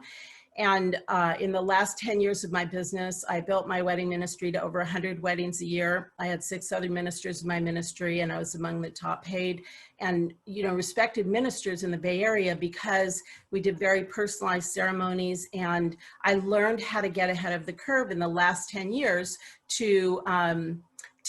I cracked the code on how to get to the top of Google. So I'm a SEO geek. I've been through building websites. I've been through all of it. And where I landed was on social media, because that's how you get people to your online presence now. So my niche is, how do you get people to your online presence? So I'm passionate about you being seen, having a voice, being heard, reaching your people with your message, your mission, and your movement, and having a sustainable business in life. And that and having a sustainable business in life is so important. So 5 years ago, I reached, over the past 5 years, I've had 2 major life crises. And because I have a sustainable business, you know, I use systems, I have a team, I have all these things, and I'm able to leverage the power of the internet. Through both of those life crises, my business did not tank. And it did plateau, and now I'm soaring again. But, you know, that's how I became so passionate about teaching people how to have both a sustainable business and life, so that when you have a business, if you don't work, you still get paid.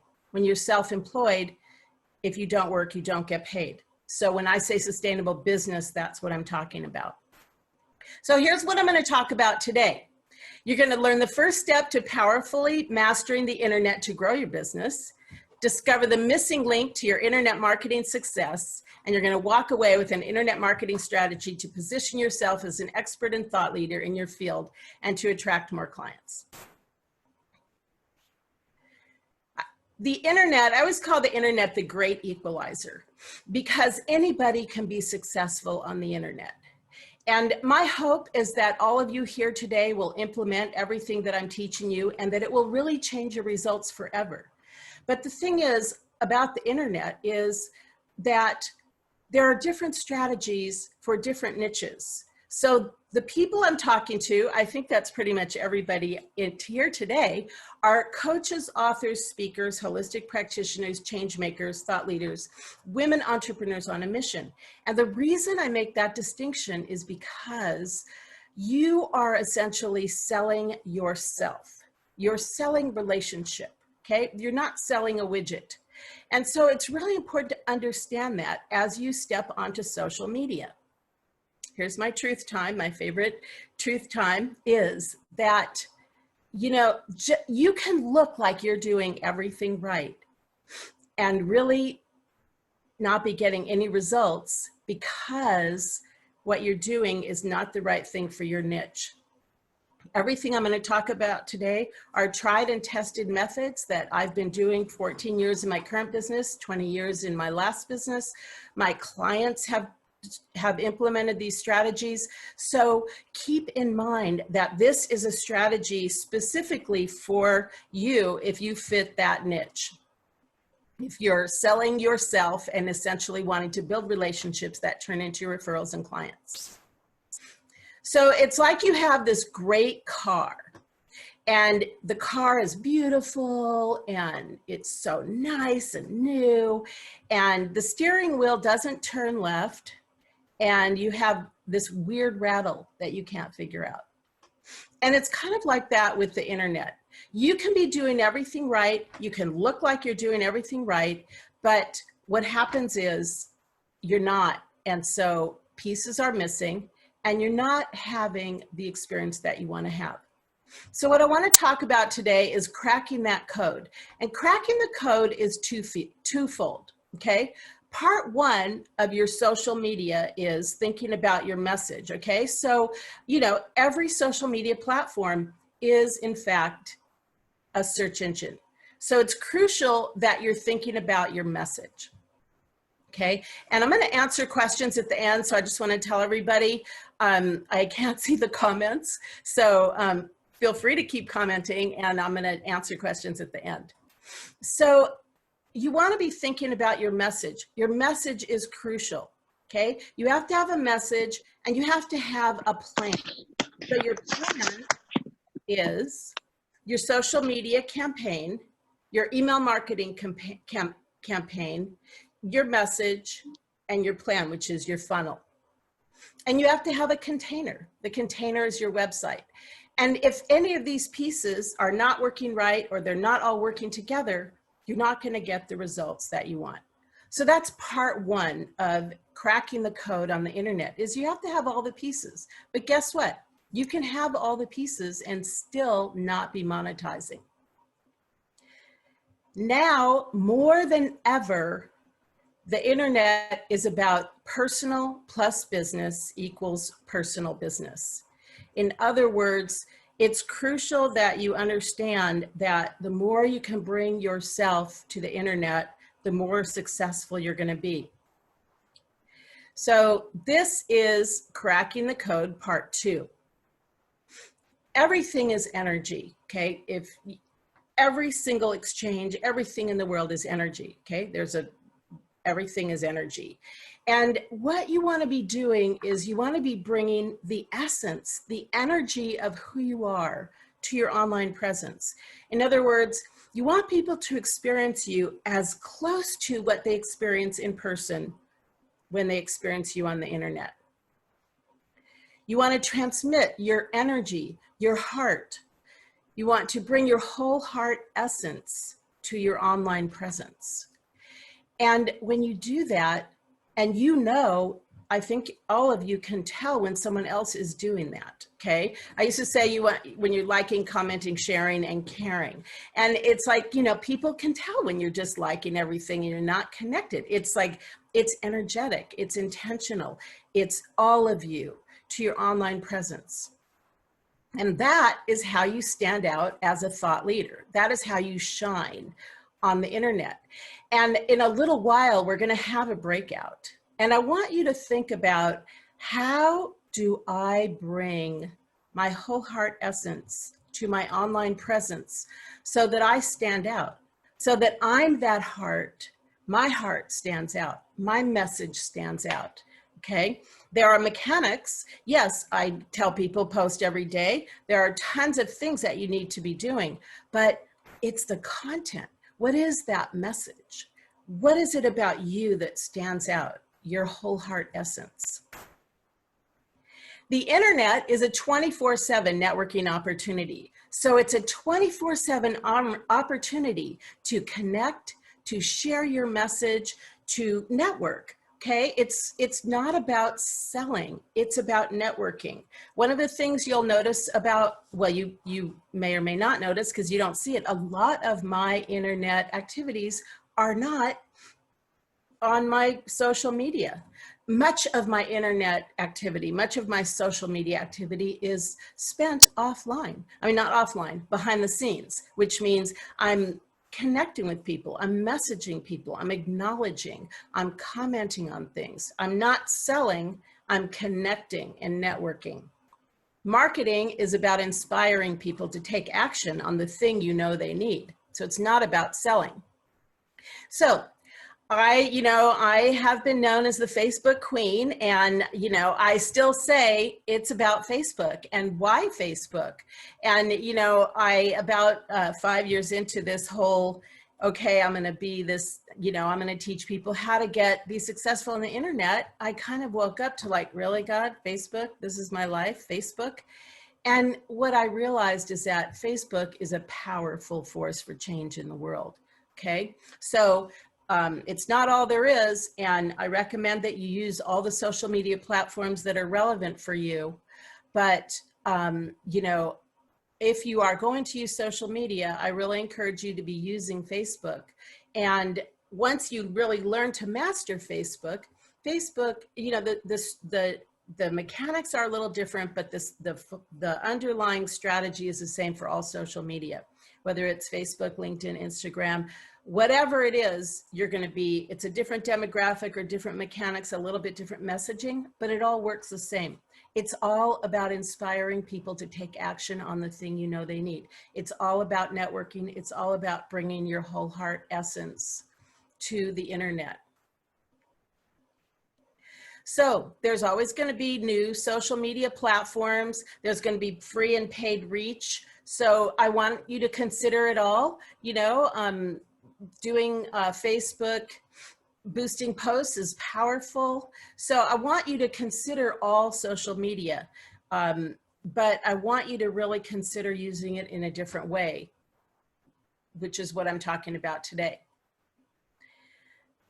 Social media success secret. Okay, Diana, give it to me. How do I do it? Here it is.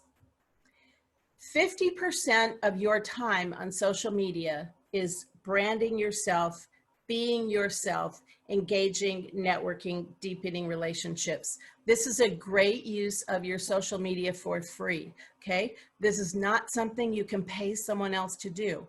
If you find someone to help you, a virtual assistant, have them do your business and promotional posting with your supervision, and then you do this part for free. People know when you are paying someone to be you on social media in this niche. When we are branding ourselves as thought leaders, when we are bringing our essence to social media, people know when it's not your essence.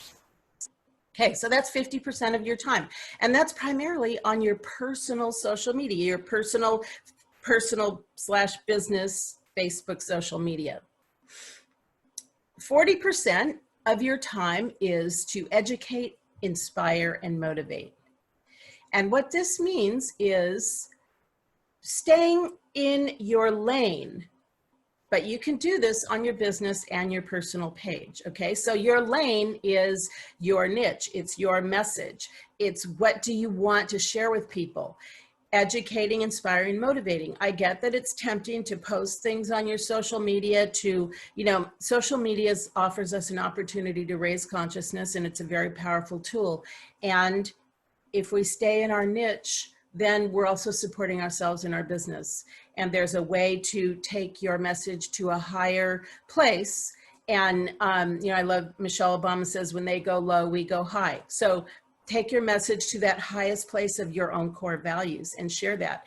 And I am going to stop and say at this point, it is crucial that you do not get too businessy on your personal Facebook. Facebook does this thing now where they will decrease your reach. They don't even tell you. I mean, there is Facebook jail, but before Facebook jail is, it's shadow banning or something is a new term I heard somebody say, but what it is basically is they will decrease your reach and they will hide your posts from people if they feel like your if your posts are too businessy. So stay focused and stay inspiring on your personal and on your business. The way I describe it is on your personal social media, share your passion for your business. And on your business social media, share your business. Okay, so that's 90%, right? 50% you're networking, connecting, the 24/7 networking event. 40% you're educating, inspiring, motivating. That's 90% of your time. And then guess what? 10% is promote, because when you are building influence, what happens is people are ready to buy, so you don't have to do that much promotion. And that is on your business page, and you can pay someone to help you with that. My company helps people with the educational and promotional posting, with the business posting, but I won't help you. I will teach you how to be you on social media effectively, but I won't do it for you because I don't feel like it works. So I want to talk about this 1 degree shift. I use the analogy of the internet it's like a ship taking off toward a destination. And if you shift the trajectory by 1 degree, you're going to end up on a different continent. So what usually happens with most people is they log on to their social media and they go, what should I say? And guess what? That's not the question. The question is really thinking about the person, who am I talking to? So the first step to really powerfully mastering social media is to think about your niche. Who am I talking to?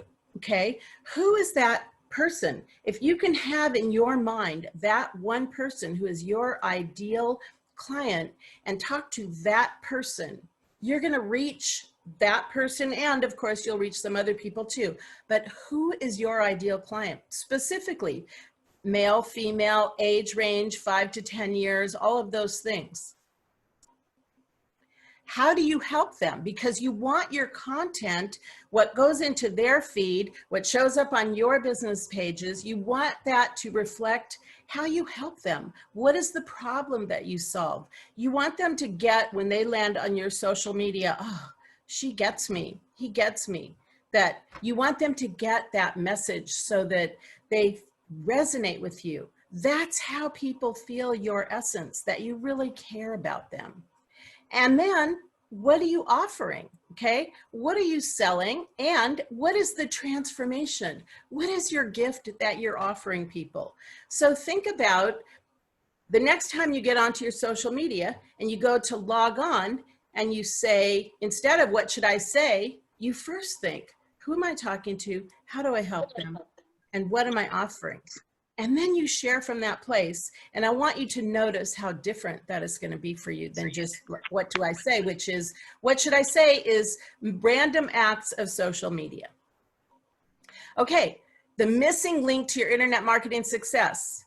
In short, you need to have an email mailing list. And you want your email mailing list to be 95% give and 5% promote. If you don't have an email mailing list like Constant Contact or Aweber or something like that. Women's Oops, someone needs to program all day. mute. Someone needs to mute. Okay.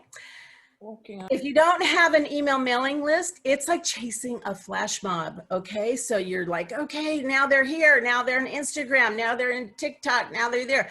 You have to get people onto your list. So for example, I have an email mailing list, which is my blog that I send out every 2 weeks with non-techie strategies in plain English to grow your online presence. It's on my website. You can receive it. It's 95% content, and every so often, if I have something coming up, I send an email. But it's mostly give. It's mostly great information, ideally suited for my ideal clients. And then the next thing you want to think about, now that you know who you're talking to, how you help them, what do you offer, you have an email mailing list, now it's time to think about, okay, what should I say? Your message. And I want you to think about your message, okay? I want you to think about, what is my true message? What is my social media about? What is my core message? What do I want people to feel when they land on my social media or when they see my content through their feed? Okay, it's intentional, conscious social media. I want you to think about bringing your whole heart to your online presence. Share your experience. Be authentic. And when I say be authentic as you feel without feeling too vulnerable and overexposed. A lot of times people go through this thing when I say be authentic where, oh, I can't share all that stuff on Facebook. But you have to think about, how can I be authentic and inspiring and real without feeling too vulnerable and overexposed? You know, it's really important to keep in mind that you have no privacy on social media. So you don't have to worry about that. There is no privacy. And, you know, so you want to think about that, you know, whatever you put on social media, you want it to be able to be on the front page of the newspaper, but you also want to be as real as you can possibly be. And the goal is to build relationships that turn into real referrals and clients, and to share the transformation. So I just want to, I want to talk about a few ways that you can apply all of this. You can apply it to connecting to people you know. I want you to go through your friends after this class and look at your friends on Facebook. I always use air quotes. Go through your friends. Who do you know? Who have you not played with in a really long time? Who are some people that you could connect to? You know, whether you have 200 friends or 3,000 friends, think about who are 5 or 6 people that you could connect with and start playing with on social media.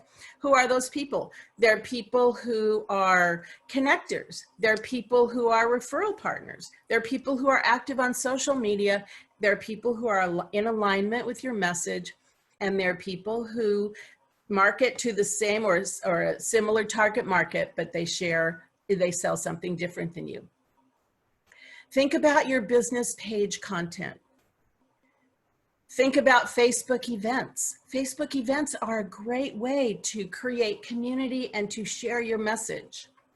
Think about groups, private groups and public groups, and think about Facebook Live. All of these are ways that you can start to really shift, even though they're opportunities to promote, you can shift into real, authentic messaging.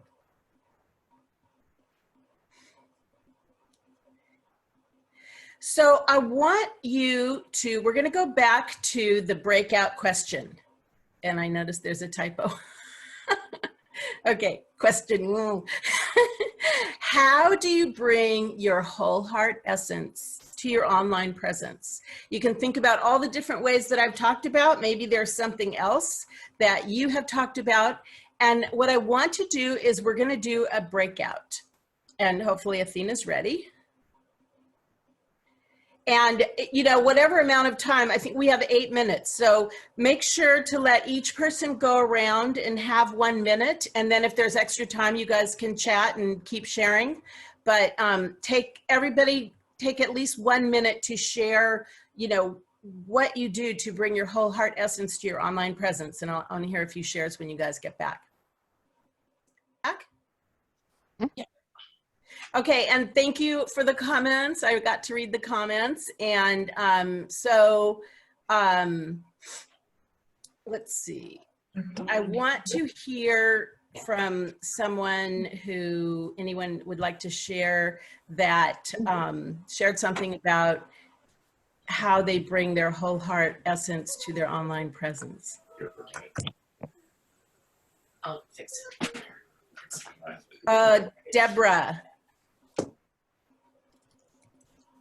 Deborah Fidiment. Don't forget to mute everybody. Deborah, are you there? Yeah. Okay, go ahead. My friend is the one that brings. I'm sorry? Marilyn is the one that brings her whole essence to social media. Okay. We can share our business. I do the Facebook and the getting to know people and taking your time to create a relationship and then getting around to, you know, would you like to try my product? And then we're friends. And it takes a while to get that, but I'm doing exactly what you said to do, and it's working for us. It's really been growing the last 3 months because I finally put my whole heart into it because I believe in what I'm doing. Awesome. That's great. So you're just giving the best advice available. Thank you. Awesome. Thank you. Patty, So I've got a question. Do you have classes that you give? I do. I thank you for asking. Because I want to take one. Okay, well, thank you, because that brings me to my next comment here that I would like to make. So you guys can see my slides, right? No. No. Okay, do I have to like reshare, I guess? Okay, I'm gonna stop share. Athena, I think, can put you on spotlight.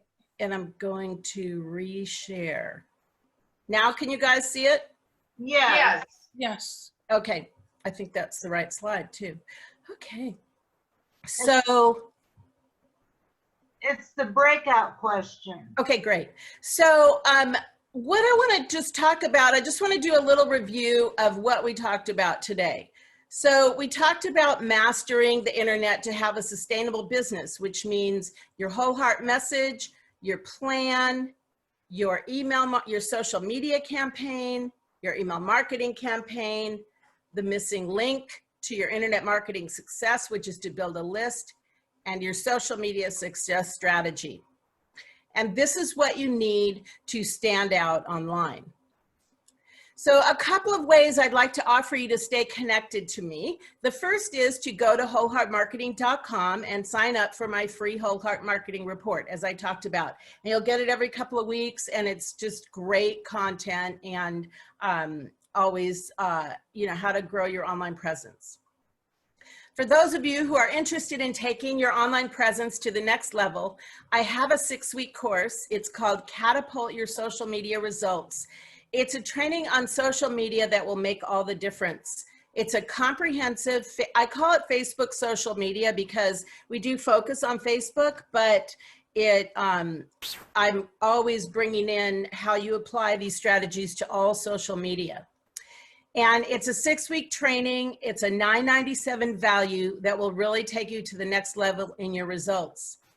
You're going to learn where to play and what to say. You're going to learn about free and paid reach on strategies on Facebook that are affordable, not hemorrhaging Facebook ads. You're going to learn how to create your whole heart online presence on any social media platform, including LinkedIn, Instagram, Twitter, etc. And you're going to learn how to make your social media matter and how to get the results that you want. So it's a small group.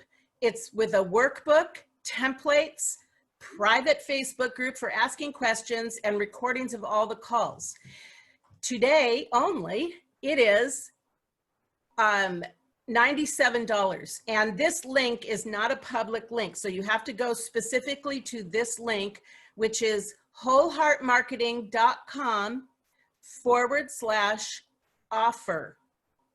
So I want to encourage you to, if you're interested, I guess you can raise your hand and we're going to be in a group in a minute. But before we do that, I want to read a quote from one of my raving fans who is on this call. Taking Diana's social media training was the great investment. As I put Diana's strategies into place, I could see real quantifiable results on my Facebook efforts. Her clear communication, real examples, and positive attitude, combined with just the right amount of humor, made every class a joy to attend, as well as being very informative. Thank you, Rachel. So, so again, it's wholeheartmarketing.com/offer. And if you are interested, I guess, raise your hand and then raise your internet hand. Oh! And Athena's gonna put those people in a group. But before we do the group, I want to find out if anybody has any other questions. And I don't know what happened to the chat, but does anyone have any questions?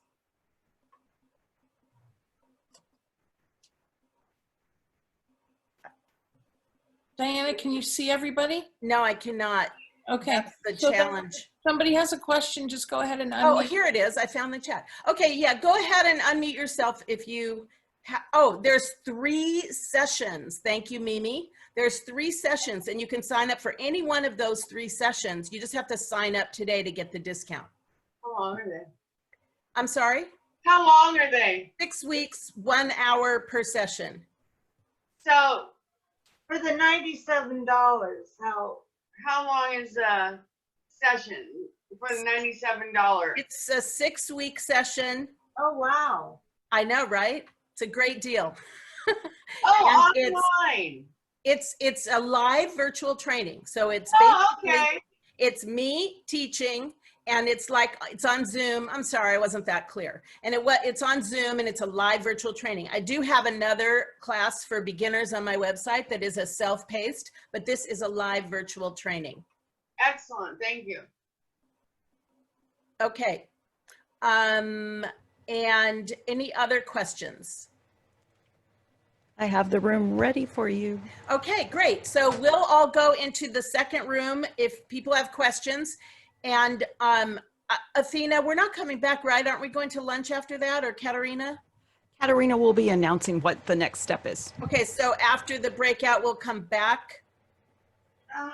Yes, the people that are in the breakout room with you, they'll be coming back to the main room and then we'll help guide them. Okay, great. Thank you. Katerina, so much for the introduction, and thank you so much, Tanya, for putting on this today. So ladies, let's all take a deep breath.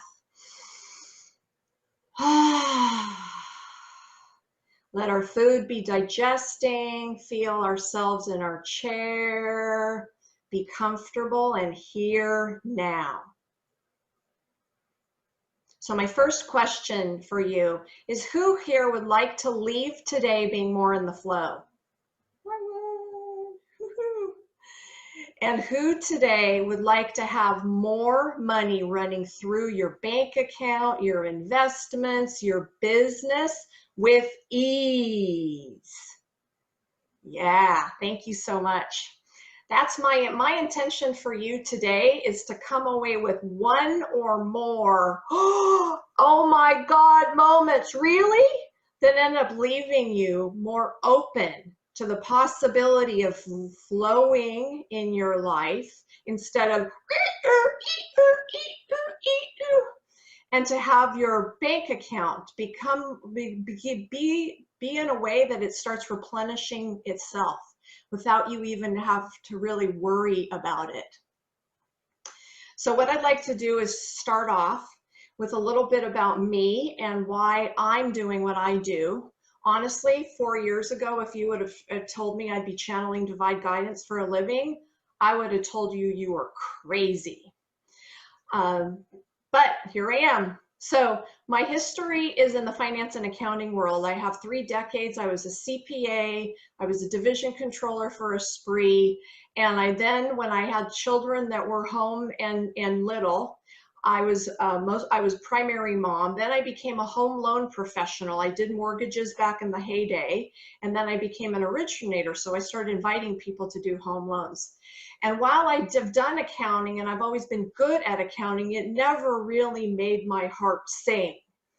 And then I got introduced to financial freedom opportunity. And I put a product in my body that literally brought it to life. And I saw geometric progression. For people that are network marketing know about that. It's building teams and having the money work for you. And I said, yes, I am going to go do that. I envisioned I was going to be making $1 million a year. I was going to retire my husband from his business. I, bought into all the Kool-Aid that they were offering me, and I went about it for 4 years. All the way along, I was, continuing to go forward and hope.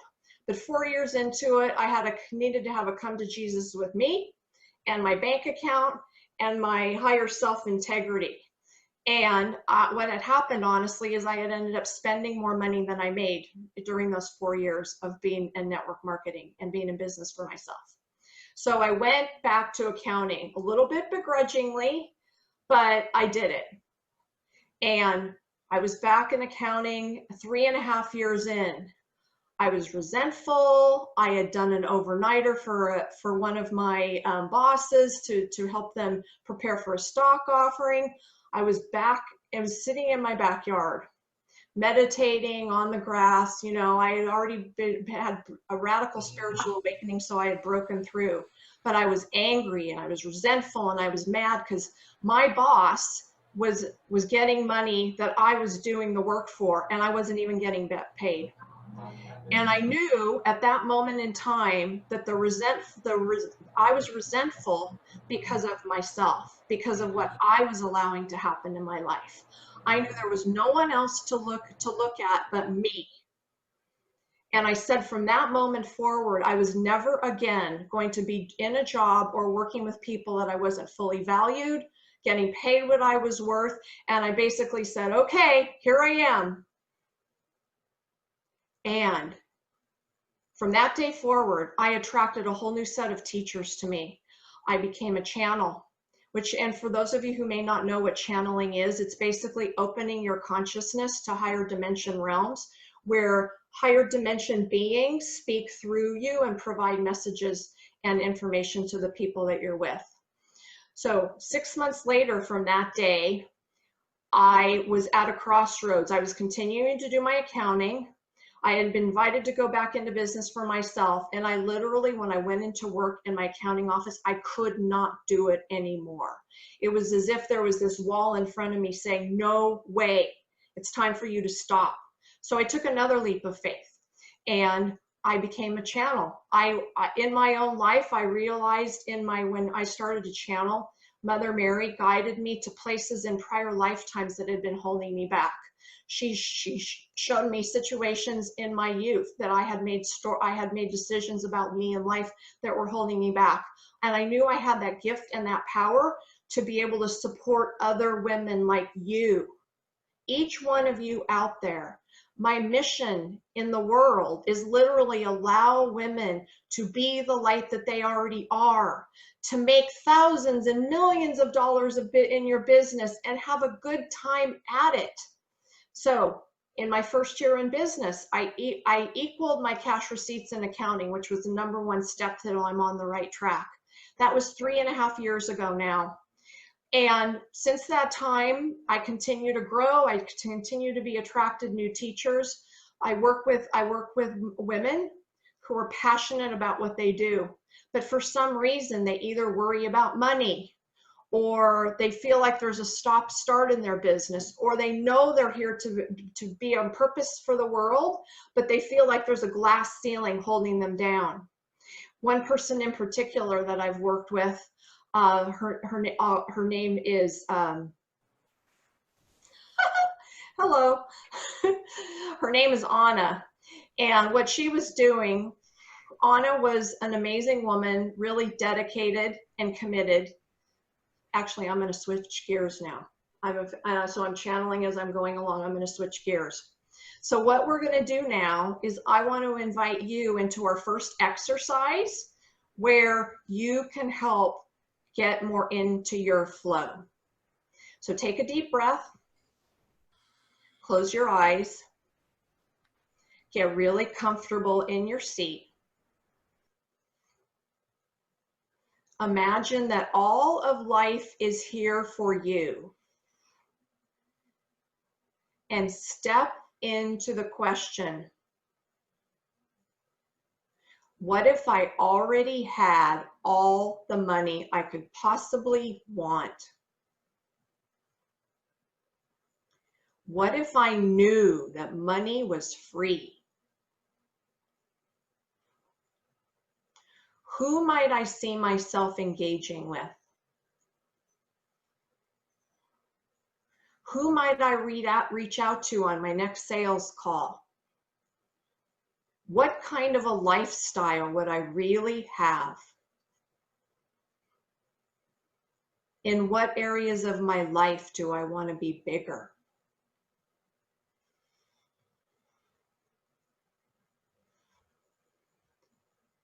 And I'm inviting you to know that it's all safe now.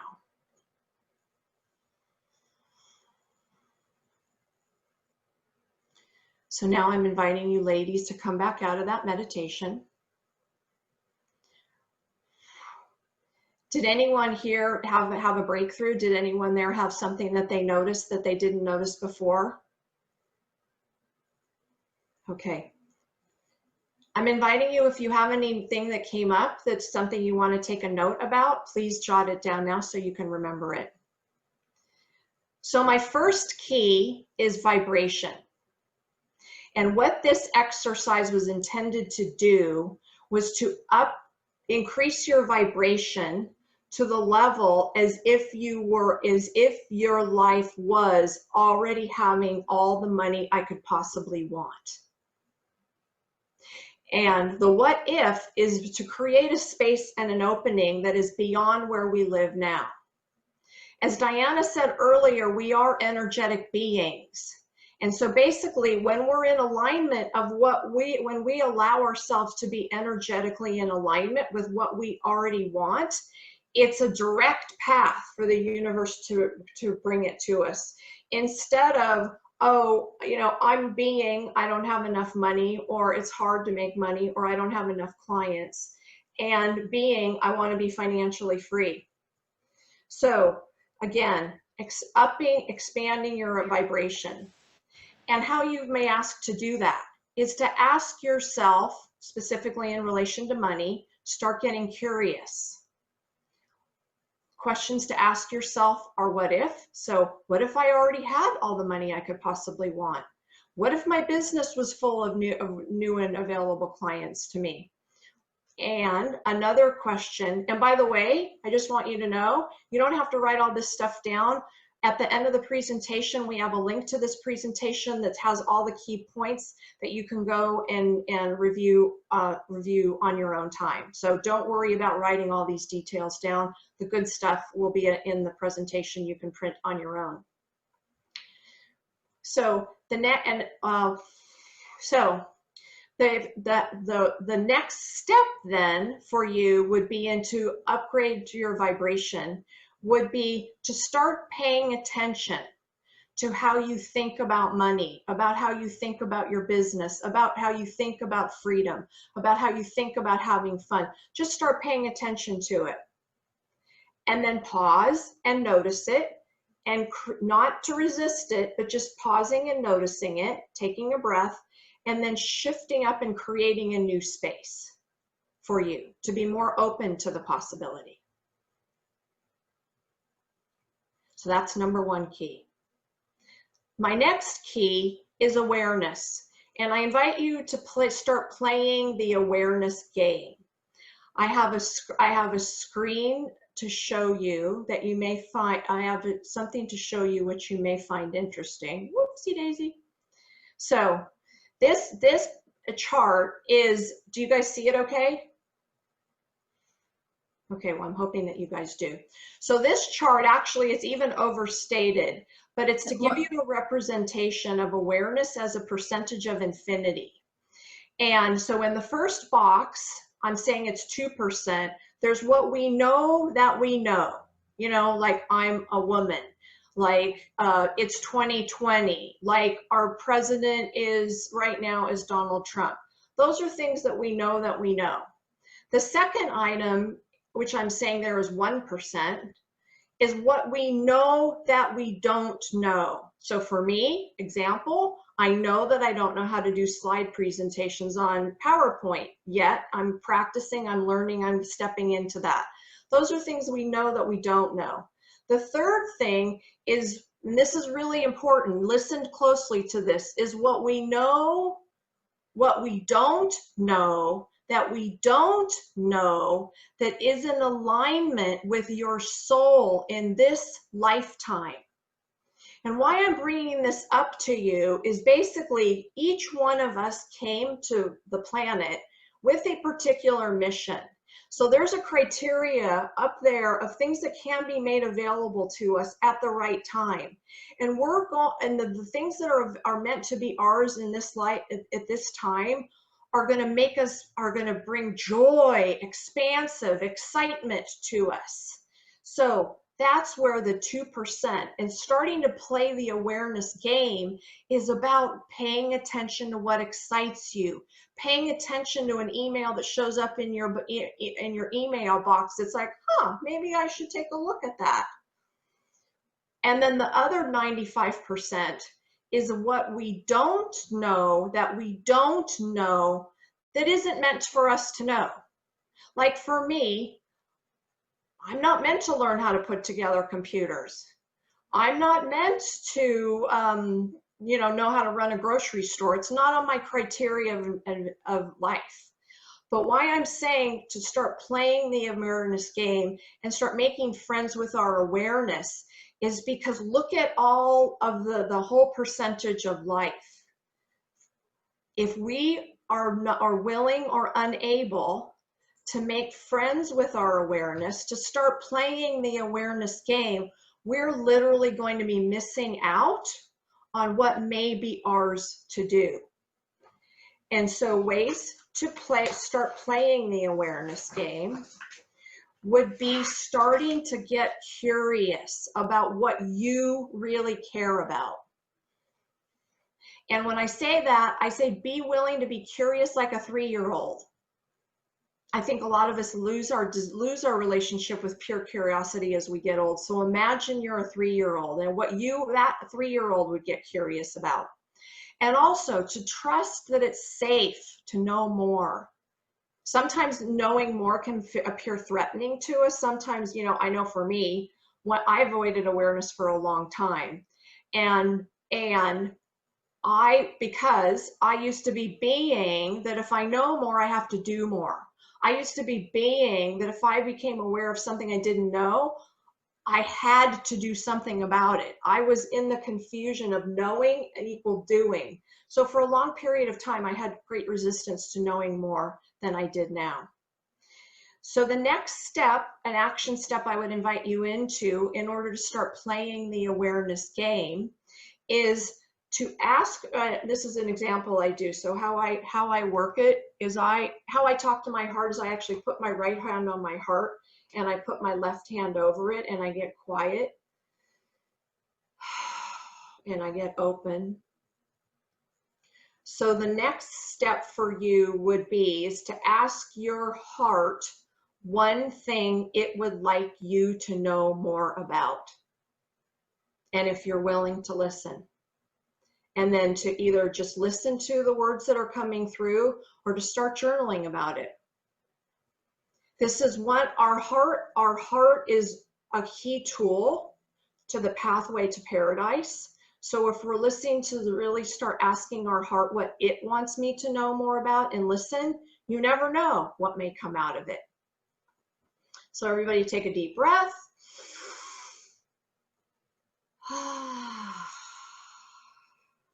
So now my next step, so my next key, so keys number 1 is upgrade your vibration. Key number 2 is starting to play the awareness game. Key number 3 is acceptance. So I have a slide for you. So this is what happens when you choose to resist what is. Whoops, I forgot to share my screen. So there you go. I can see it, but nobody else can.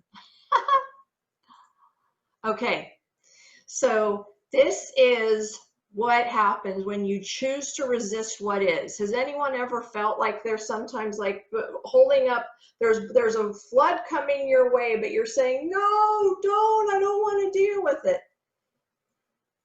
I know I have at some level. I used to do resistance for a living. So when we choose to resist what is, we're basically, we're putting up, when we choose to resist what is, we give it more power than it already has. We give it whatever we're resisting added weight and energy, and we make it much harder for us to move forward than we would already. The law of attraction, which is also known as the universe of mirroring, whatever we resist persists. Have you guys heard that before? Yeah. So basically, so this is when we choose, what happens when we choose to resist. Then I have the next slide. So when we choose to accept what is. In this slide, it's a man on a surfboard. He's riding that. I could think that if I was riding that wave, I would still be nervous. I'd still be curious. I'd still be paying really close attention to what was going on so I don't get crashed in the wave. But I would be able to ride with the wave instead of instead of crashing and burning or saying to yourself internally, I'm never going to be able to be a good surfer. And when I talk about acceptance, acceptance is giving space for something to be as it is. It's choosing not to fight with reality. And it allows any action we take to come from a space of neutrality. It's also allowing God to be God. Because even though that may be hard to accept sometimes, you know, we look at the world, why are we living in the world we have right now? I can totally understand that sometimes it may be hard to accept what is, but this is basically us consciously allowing God to be God, that if God allowed it to be, then it's here, and we can be neutral in relation to it. So, how we start implementing, actually, I want to go back to one key about acceptance. So when I say accepting, especially with oppression, and if you disagree with our president, or if you disagree with masks, or whatever it may be, I'm saying accepting is not playing like you're a victim or you're passive. It's accepting is not about condoning or agreeing with something that you may find immoral or inherently flawed. It's not about denying that you want something to change. I'm going to say that again. It's not about denying that you want something to change, because there's emotion that brought you there in the first place. What it is choosing to allow life to be as it already is, just because it's that way. And it's also choosing to first be neutral and allow yourself to move forward from a space that's not pushing back against anything. So, yes, so how we would do this in actual practical application is if you have choosing to accept your money situation, choosing to accept your debt, choosing to accept where your client load is, choosing, even though it may be difficult or uncomfortable, choosing to accept that your business may be shut down and still not reopening because the governor that we have is requiring us to shut down in order to keep safe. So it's whatever it is for you right now that may be something that isn't comfortable or you would like to have different, is choosing to accept the situation the way it is. And then, again, it's an ongoing, what I talked about before, ongoing paying attention. Is there things I'm resisting? And then if something you're resisting comes up, stop and say to yourself, am I willing to accept this now? And sometimes you're not willing to accept it now. That makes perfect sense. So if you say, am I willing to accept this now? And it's like, no way, I ain't accepting this. This is bullshit. Be okay with that you're not choosing to accept it now. That there's no way to do this wrong, as I would be quoting Dr. Beth Halbert, that there's no way to do this wrong. Wherever you are is absolutely perfect for where you are right now. So to recap the keys that I've gone over to keys for flow and more money with ease. One is to align your vibration of already having more money now. Next is awareness, to start playing the awareness game. And the third is accept what is and consciously create more space for more. And I think I want to acknowledge that I did not,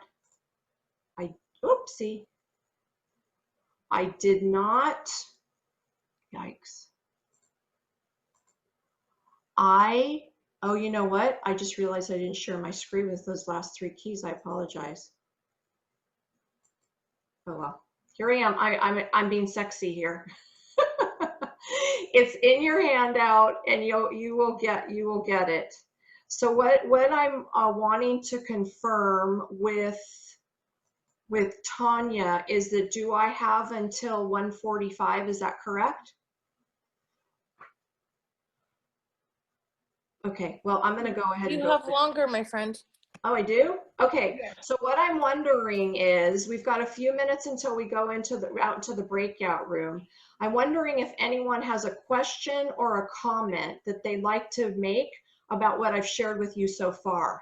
And if you could raise your hand if you do. And Maureen, you're welcome to go until 2 o'clock. Oh, okay. Everything. That's great. Okie dokie. So here we go. Does anyone here have a question or something they'd like to share with the group? I think Elaine Hossman has raised her hand. Okay, great. Elaine, can you unmute yourself? Thank you. Here I am. Maureen, can you give an example in terms of what it would look like if you're resisting overwhelm. Well, do you have a specific situation that you're noticing in yourself, or is this just a hypothetical? Wonderful question. I didn't mean to make it quite this specific, but so for instance, I am recovering from eye surgery, and when I am on the computer, I am overwhelmed. It's like my brain is taking in more information than ever. I just wondered, is there, with what you teach, something I could practice until my brain kind of catches up? So, thank you. I really appreciate the additional context to it. So one thing I would say, in the situation, if you're noticing yourself to be in, like, so if you're overstimulated, right? Yes. Yes. And to ask yourself, is it okay with me if, is it okay with me if I stopped doing what I'm doing? Interesting.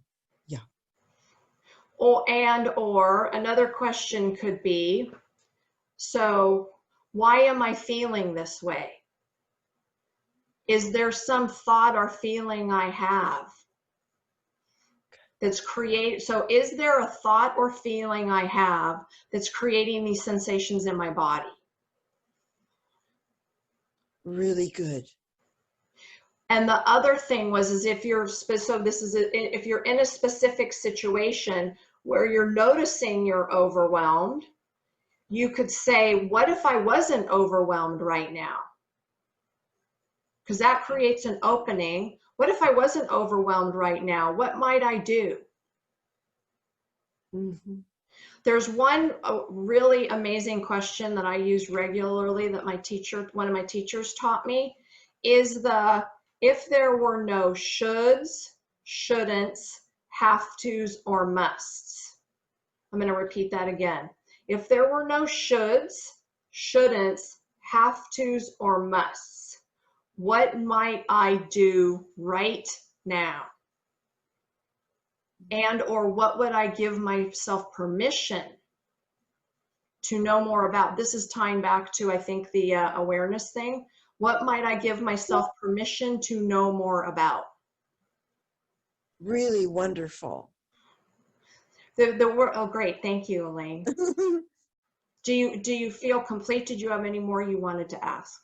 I'm grateful for that. And I didn't, but yeah, anyway, I hope it was useful for anyone else, because I know the question wound up being quite specific, but I really appreciate your putting your tool toward my experience. Really grateful. Thank you. Is there anyone else that has a question?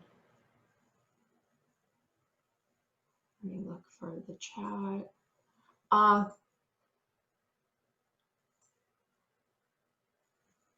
We have 3 screens, so if you use your blue hand, it's a little easier to find you, everybody. Okay, I don't see any blue hands up here. Okay, so what I like to do is go, I wanted to make sure I got through the keys fast, because I have a tendency to put too much content in and not have enough time for sharing and overwhelm at the end. I'm sure sharing overwhelm, Freudian slip about for creating offers here.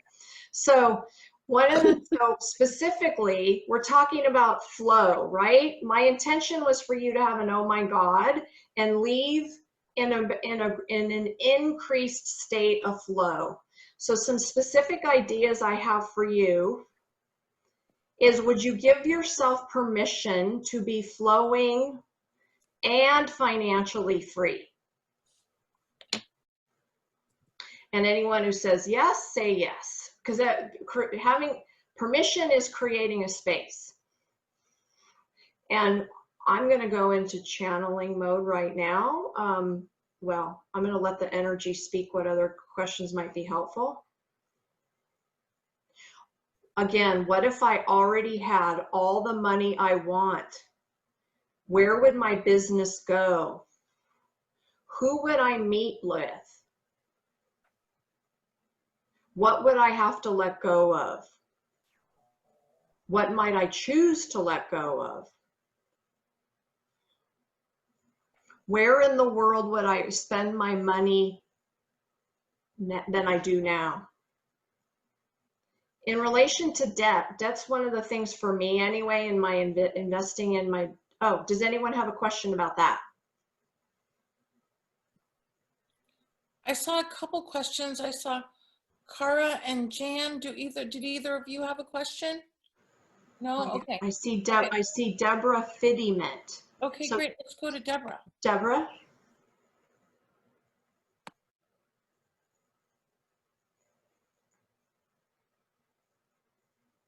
I'm looking for her. Deborah, go ahead and unmute yourself.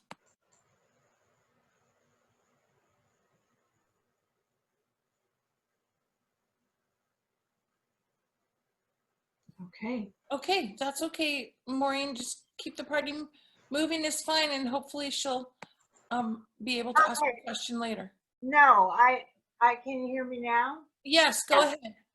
I was just responding to your question if what you shared was helpful. Oh, great. Thank you very much. I appreciate that. So what I'd like to do with you now is to give you a little bit of an example of what may create blocks in your life that you may not already know about. There's a few, again, with the playing the awareness game is about increasing your awareness, increasing your ability to be here now. And I've worked with dozens and dozens of clients over the last 3 years. One of the ladies I want to share with you about specifically was a woman who was, she was a senior manager in a big, I guess it's Big Four public accounting firm. And she was noticing she wasn't able to quickly and easily move forward in her business. She noticed it was hard for her to get up. Her energy was actually drained. She was knowing she wanted to move from one place to the next, but she wasn't able to move herself forward. During the course of our working together, we uncovered one of the things in her was that she was actually born at 7 months, at the gestation of 7 months. And her mother, what had happened is her mother, as you can understand, it had the energy of hold back, hold back, hold back. So she in her energy field actually was still holding on to her mother's energy that was hold back. Once we realized that and supported her to break through that in her energy field, during a 3-month program, she moved to a new place. She got a whole set of new friends. She started going back to exercising, and she was able to really start moving on. So that's one thing, is when you are still merged with the energy of your mother and or your ancestral lineage, these are things that hold you back. The other thing is prior lifetime-ish situations also hold you back. And for example, if you were a ruler of a country back in God only knows when, and you possibly got maimed or suffocated or burned at the stake because of your taking a stand and moving forward, you may still not be able to move forward as effectively and efficiently being in the flow as you want to, because part of your soul still has a fear of, if I stand in my voice and I become a big leader, I might be killed or maimed again. So the other thing is decisions from our childhood. So, I don't know about you guys, but one of the things, I grew up in an alcoholic family, and when I was really young, there was a lot of hitting. So what happened with me is having my voice and speaking my truth was something that wasn't safe. I associated speaking my truth with pain or hurt or me getting hit or someone else getting hit. So when you go down the traditional roads of coaching, it may be more difficult for you to access those choices and decisions that you have that you don't even realize you had. And that's my specialty in the world. My specialty in the world is making it easy and fun for people to see what's in their way and break through it so that they can live into a bigger space of possibility, to be more in the flow of love, to be who you are, and to be able to make a lot of money so you can be financially free if that's what you're wanting. So I think now would be a good time to go to the breakout rooms. We're going to have 8 minutes in breakout rooms for people to share what they have come away with today. If you could set that up. And what we're going to do, so we're going to go into breakout rooms. We're going to have up to 8 minutes to talk. So for example, if there's 4 people in a room, you could monitor approximately 2 minutes each. And what I'm inviting you to is so it can make it easy for you, as the woman that has the shortest hair, that they be the first person to share. Who enjoyed chatting with the ladies and sharing awareness? Anybody share? Yay! I'm so excited. So what I'd like to do now is I'd like to share with you an opportunity on how we could continue to work together if that's something you'd like to do. I have, as I said, I've worked with hundreds of women to help facilitate breakthroughs with them. And I have another lady in particular, her name is Anna. And Anna was very dedicated to her business. And when she came to work with me, she was so committed, like dead set committed on creating a 6-figure income. She had been in and out of a lot of different businesses. So there was a part of her during that time that was, before we started working together and as she started working with me, we would show up on the calls and say, oh, is this my right path? Is this right for me? Am I going to make it this time? And so there was a part of her that was there was a tremendous amount of energy of hers being weighted down on questioning whether she was on the right path or not. And the other thing, she was so committed to getting a 6-figure business. It was like almost an obsession. She was frustrated by how long the timelines for her clients took. And as a result of our working together, she helped release part of the Puritan work ethic that she had picked up from her family. Her family grew up in the Northeast, and they were like, work hard, make it. You have to work hard to make it. And she also became less attached to the outcome. So it was easier for her to have a client that took 9 months to say yes. She closed big deals, so it would take a while. And actually, she also, during our time together, she went from intending to make $75,000 on her second full year in business to over $200,000.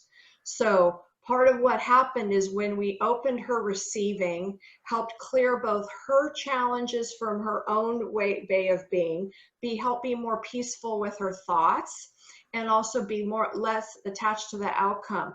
Things just blew wide open for her. And so that's what I'd like to give you the opportunity to continue to work with me if you'd like to go further and deeper into what may be present for you.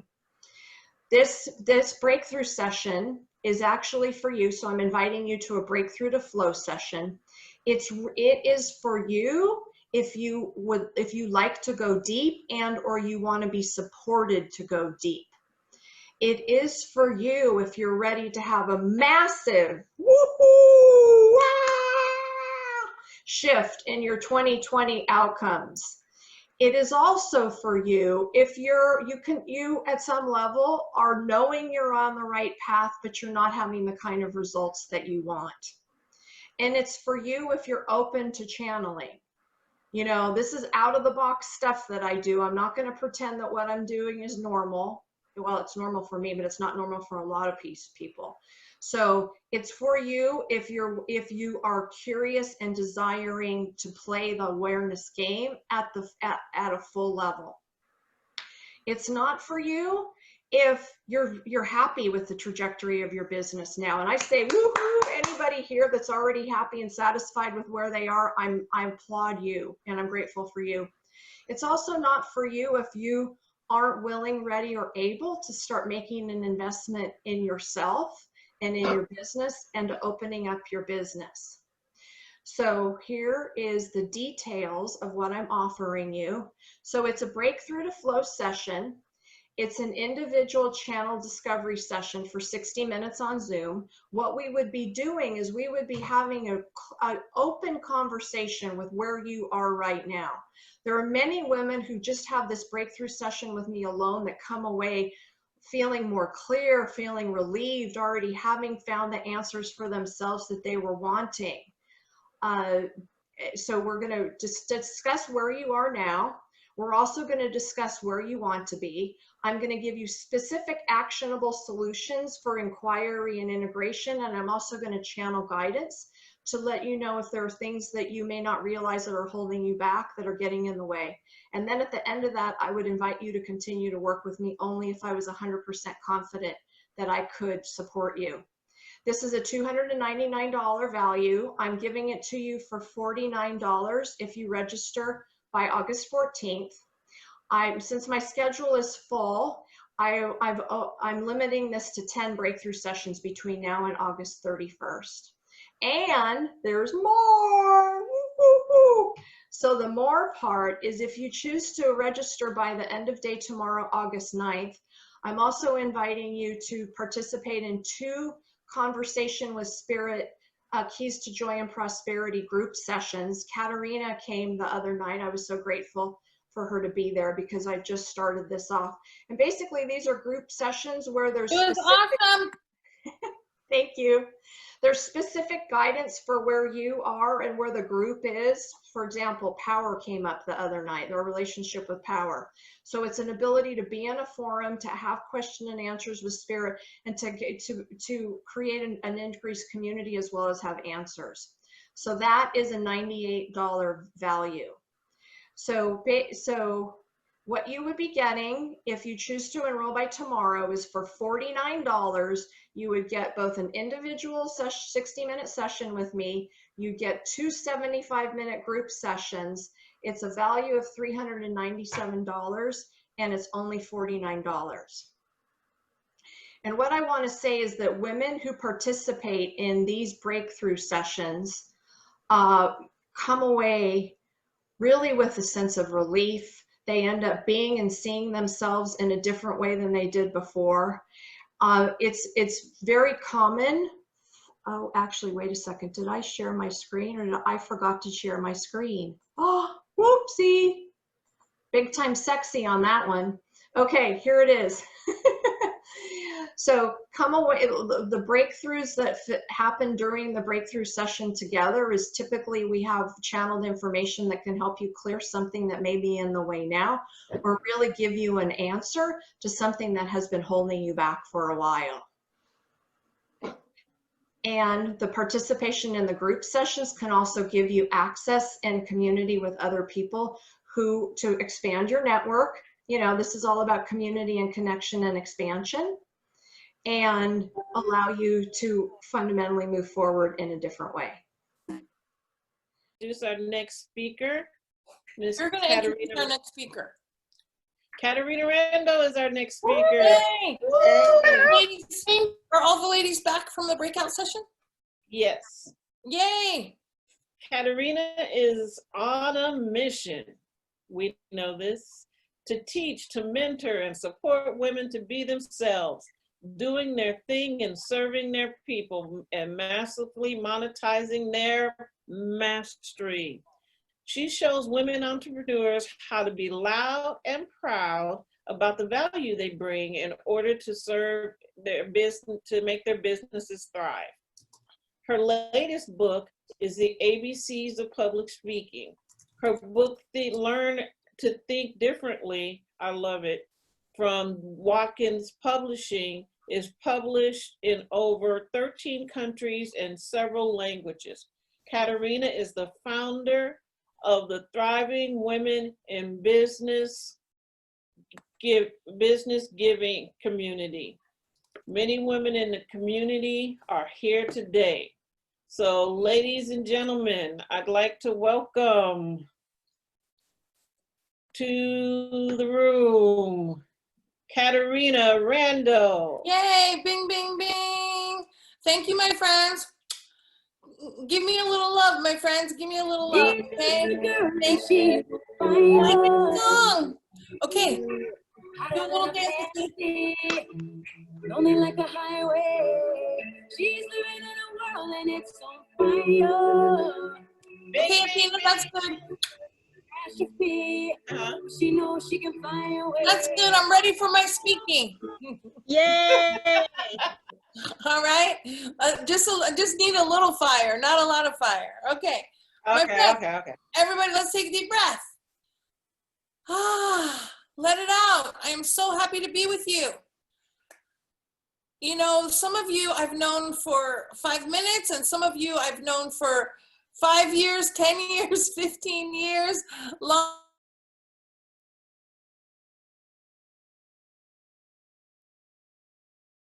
Katerina, you lost your sound. If you ever came with me to one of my summits, you probably heard me talk about if there was an apocalypse on Wednesday, I would give everyone a couple days to figure out or get over the shock. And then on Friday, I would put a flyer on the tree in Golden Gate Park near where I live and invite everyone to come to my afternoon workshop on how to survive the apocalypse. And when you came, then I would, at the end of my talk, I would invite you to join my program on how to thrive after the apocalypse. Now, I said, as long as it wasn't a zombie apocalypse, we would be okay. Well, guess what? We're not quite in an apocalypse, and fortunately, it's not a zombie apocalypse. But let me tell you something. As soon as the pandemic hit, and I'm giving you the inside scoop here. As soon as the pandemic hit, most of my clients are in California. The governor said shelter in place. Literally, my friends, 20 people, which is about, I have just, at the time I had 96 clients. 20 of my 96 clients asked me for a payment hiatus. What that means is they said, Katerina, I'm not going to be able to pay you this month or next month. And I'm telling you that because you know what?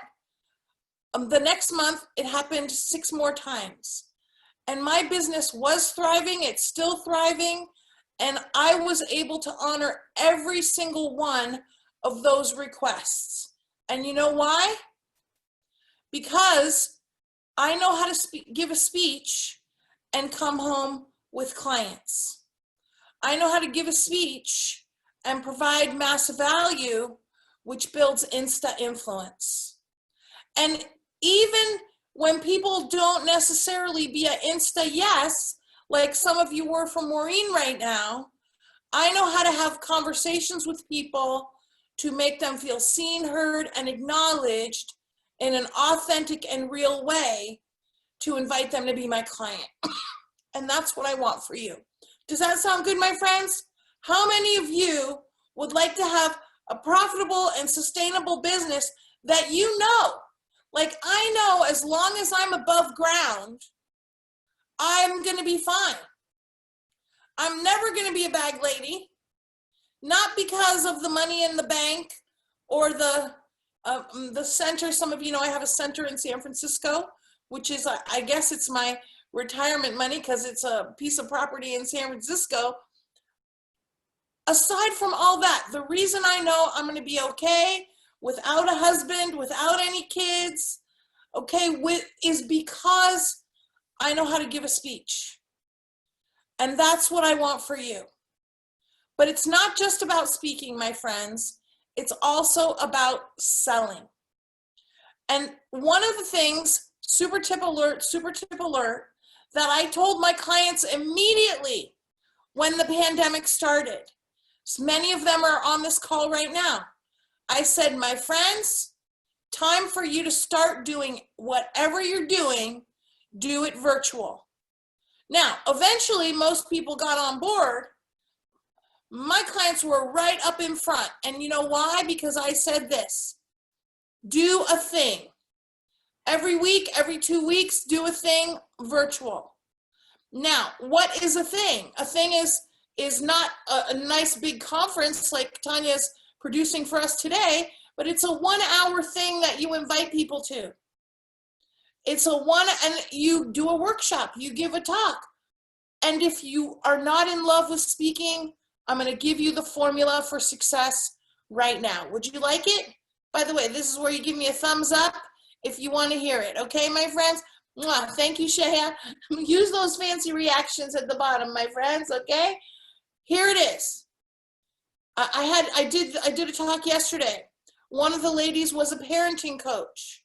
I said, you know what you do, Amy? I said, Amy, this is what you put out there. You say, 10 ways parents can thrive during the pandemic, okay? Or the 10 top questions that parents need to know the answers to during the pandemic.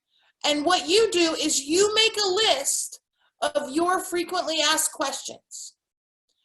And you could even call it a Q&A session for parents, or a Q&A session for women around health, or a Q&A session for women around style or beauty or image, or whatever your thing is. You just make a list of 10 questions. You invite people to come and be with you, and bing, bing, you're going to gain some Insta clients. Now, if you're like, Katerina, that doesn't necessarily sound like Insta clients, well, I'm going to tell you why it works. Ready for it? 2 things, actually. First one, you always want to have a thing. This is a guiding principle for your business. Now, but I'm going to tell you about that thing. That thing is a 1 hour thing, or a 75-minute thing, or max a 90-minute thing that you're doing on Zoom, because you always need a thing to invite people to. And by the way, it's not a one-on-one conversation. Some of you are making the fatal mistake of meeting people and inviting them to talk to you about helping them with their business or their life. You haven't earned the right to do that yet. You haven't built influence. Super tip alert, my friends, never ask anyone to buy from you or be your client if you don't have influence with them. And you know how you build influence? You invite them to your thing. I got, 2 weeks ago, I got a Facebook message from Joan. Joan, don't even know who Joan is, but you know what she did? Joan sent me a lovely image of a picture of a book on the inscription page that I published in 1994. Sorry to even say that I was around. Well, no, I guess I'm glad I was around that long ago. I just like to think I look a lot younger. Anyway, 1994, I said, Dear Joan, expect success, love Katerina. She sent me the picture of the inscription page. And after I said, thank you, do you know what I said? I said, Joan, you want to come to my thing? And what did Joan say? Yes. No, I didn't say, Joan, you want to come to my thing? I said, hey, Joan, would you like to join me for my next 1 hour virtual talk on selling with authenticity? And she said yes, and she came, and we're reconnected. She's joining our community, and bing, bing, I had a thing, and do you have a thing? And if you don't have a thing, run, do not walk, to create a 1 hour thing where you get to showcase your massive value. Are you following me? Now, this is not a networking thing. This is not, we're gonna talk about our latest books that we're reading. No, this is something where you get to showcase your massive value. I know Stephanie from Havasu, Lake Havasu, Arizona is doing her thing as a health coach and a body positive personal trainer. I know she's doing her thing on a regular basis. She's here in the room. You know what she's doing? She's getting clients. She's filling her groups. My friend Mimi Warfel, who's right there with her blue hand raised. Mimi, did you want to say something? Mimi is a fabulous jewelry and accessory saleswoman and stylist. She did her thing, inviting everybody to see her, what she's got. She sold a ton at her thing. It was super fun. If you don't have a thing, run, do not walk. And here's why it works. I'm going to give you right now the influence equation. You ready for it? This is where you tell me you're ready for it. This is where you give me a little love, my friends. Well, give me a little, okay, yeah, bing, bing, thank you. Al, thank you so much, okay? Here it is.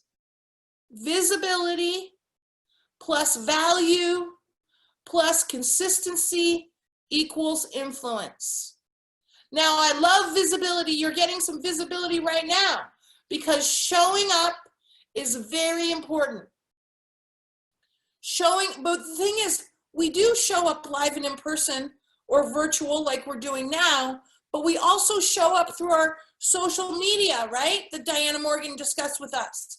We show up through our emails. We show up through our podcast or our speeches or our workshops. We show up, my absolute favorite way, bing, bing, bing, in other people's conversations. And every time someone sees your beautiful face, sees the name of your business, sees your email, sees your post, hears about you, the more they know you, like you, and trust you, even if they never met you. Isn't that amazing? They never met you and they trust you, and this is called the law of familiarity. And is the law of familiarity working for you? It's only working for you if you're getting a lot of visibility. You know what a couple ladies said to me today? They said, Katerina, you're so busy. First of all, I do not use the word busy. I do not like that word. My life is full, my friends. Okay? My life is full. And you know what? You know why I might look like my life is full? Because visibility. Visibility and more visibility. By the way, I'm going to sidebar here and say the other thing is that I do the 5 things that women on a mission do. I focus on 5 areas, not 25, 5. And as a woman, I like to say, as a fempire builder, as a woman building her fempire, there are 5 things I want you to put your attention on. You ready for them, my friends? Ready? Okay, good. Mwah. Thank you for the head nods. Here they are. Speaking, selling, serving, strategy, and self-care. Speaking, selling, serving, strategy, self-care. And what that means is that you can maximize your selling and your visibility because you are not doing things that nobody cares that you do. Nobody's, if you're not a web designer, what are you doing fooling around with your website? If you're not a graphic designer, what are you doing even knowing what Canva is? If you are not a bookkeeper, why are you keeping all of that and taking hours and hours for that? My friends, not the highest and best use of your time. Your clients don't care that you didn't make that flyer. What are you spending hours fooling with it for?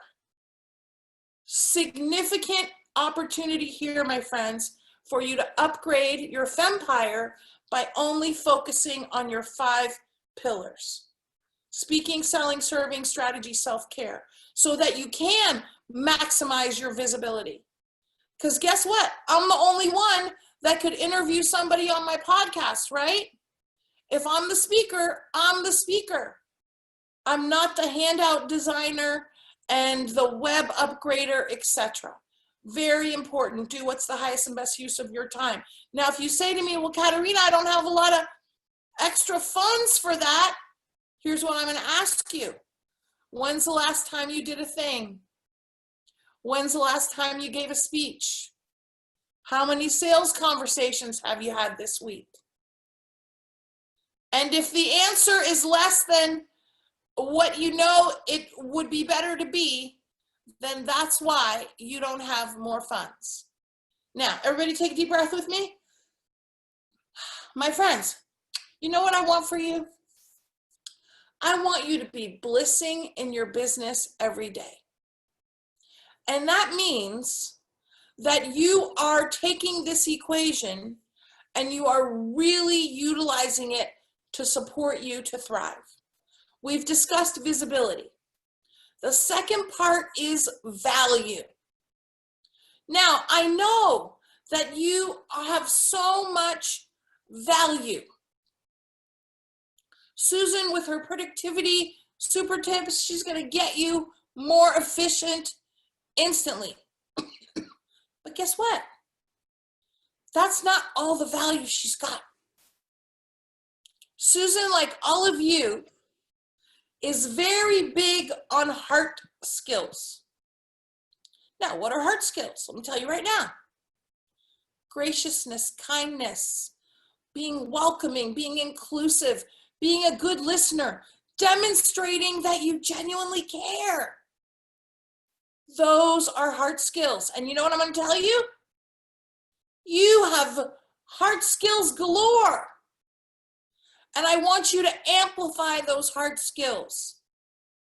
This is the feminine way of doing business. Whoever said business is not personal was a psychopath. Because guess what? Business is absolutely personal. We serve our clients because we genuinely care about them getting ahead. We're not doing it just for the money. And if you're doing it just for the money, you're probably not blissing enough in your business because you only want to work with people you love to work with who meet your client criteria. Be personal in your business. Get to know these amazing people that are your clients. They will lift up your life like nothing else. Let me tell you something. Many of you know, I got divorced 3 years ago. My ex-husband passed away the end of January unexpectedly. Loved him very much. And you know what happened? All my clients, and I don't even want to say clients, they are clients, but I want to say my community, my friends, they supported me. They loved on me. At the most challenging time in my life, my clients stood up to support me. That's what happens when you love your clients and you demonstrate that you genuinely care. They will genuinely care about you. So I ask you right now, what is a heart skill that you want to amplify? My favorite heart skill, well, I've got many favorite heart skills. I would say I got heart skills favorites galore. Here's what I'm going to tell you. The one that I'm particularly putting my attention on these days is acknowledgement. Because acknowledgement has people feel seen. And let me tell you something. A compliment is not an acknowledgement. I could say to my friend Tanya, I could say, Tanya, I love that fancy background you got. Bing, bing, bing. That is a compliment. But you know what? Acknowledgement is way better. A compliment is about something usually visual, something physical. An acknowledgement is about something the person has done. It is about who they are and or how it impacts you. And if you get really good at it, my friends, you can give it you can be a triple gold star on this. So what I mean by this is I could say to my friend Tanya, I could say, Tanya, you are doing a great job at this fabulous event. And that's me genuinely sharing with her the great job for something she's doing. Or I could say, Tanya, you're doing a great job. You are making a huge difference in these ladies' lives. You are being courageous. You are being a leader.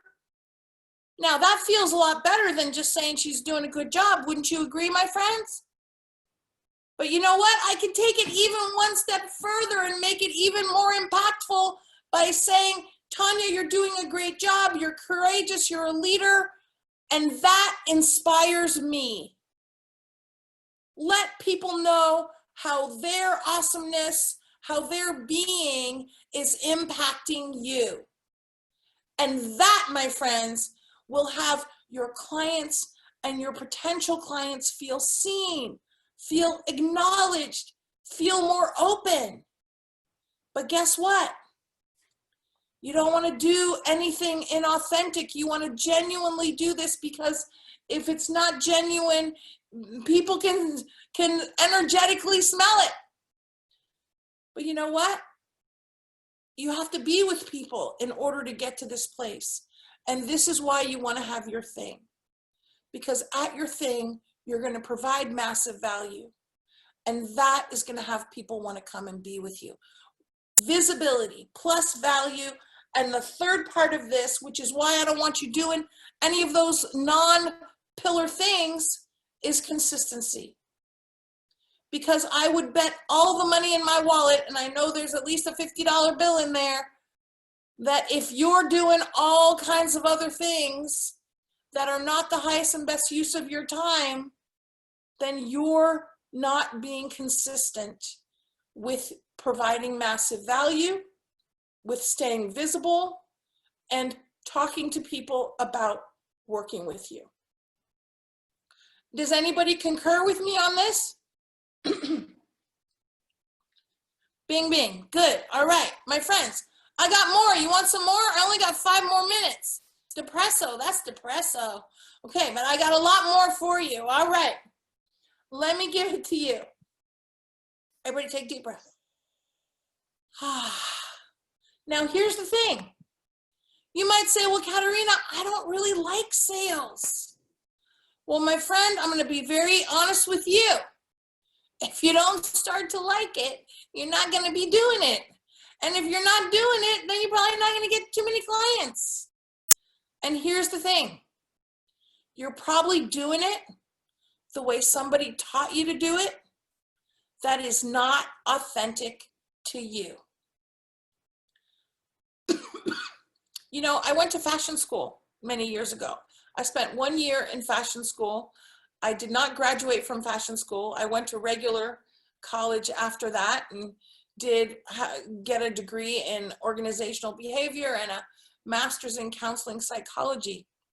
When I was at fashion school, though, I loved the history of fashion, learning about costumes. I loved the textile class, where you learn that there's all these names from all the different kinds of material, seersucker and sateen. You know what my favorite class though was? Sales. Now, it's kind of funny because I had never sold anything. I had a great teacher though. And you know what a great teacher can do, right? A great teacher can make you fall in love with the subject. Well, I want to be your teacher to fall in love with sales. Because what I'm going to tell you, thank you, Maureen, what I'm going to tell you is one of the ways you fall in love with sales is you never talk to anybody that you haven't built influence with. This is very important. The 3 ways to the shortest distance between you and a full client base, there's 3 ways that are the fastest. Networking, speaking, and referrals. Now, the challenge is that with networking and referrals, you still need to build influence, which is why I'm hoping that you're having a virtual thing. When you build influence, then you can invite someone to come and have a conversation with you. And you know what? I used to own a cafe and catering business many years ago. That was my first business. And when you have a cafe, bing, bing, you just open the door and the people come in, right? Very exciting. Very different than what most of us are doing. Well, then because I'm like you, I have a commitment to personal growth and development.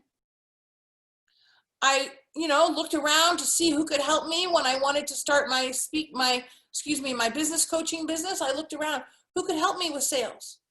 A lady said to me, well, Katerina, do you have a script? And I thought, script? No, I don't got a script. I'm supposed to have a script.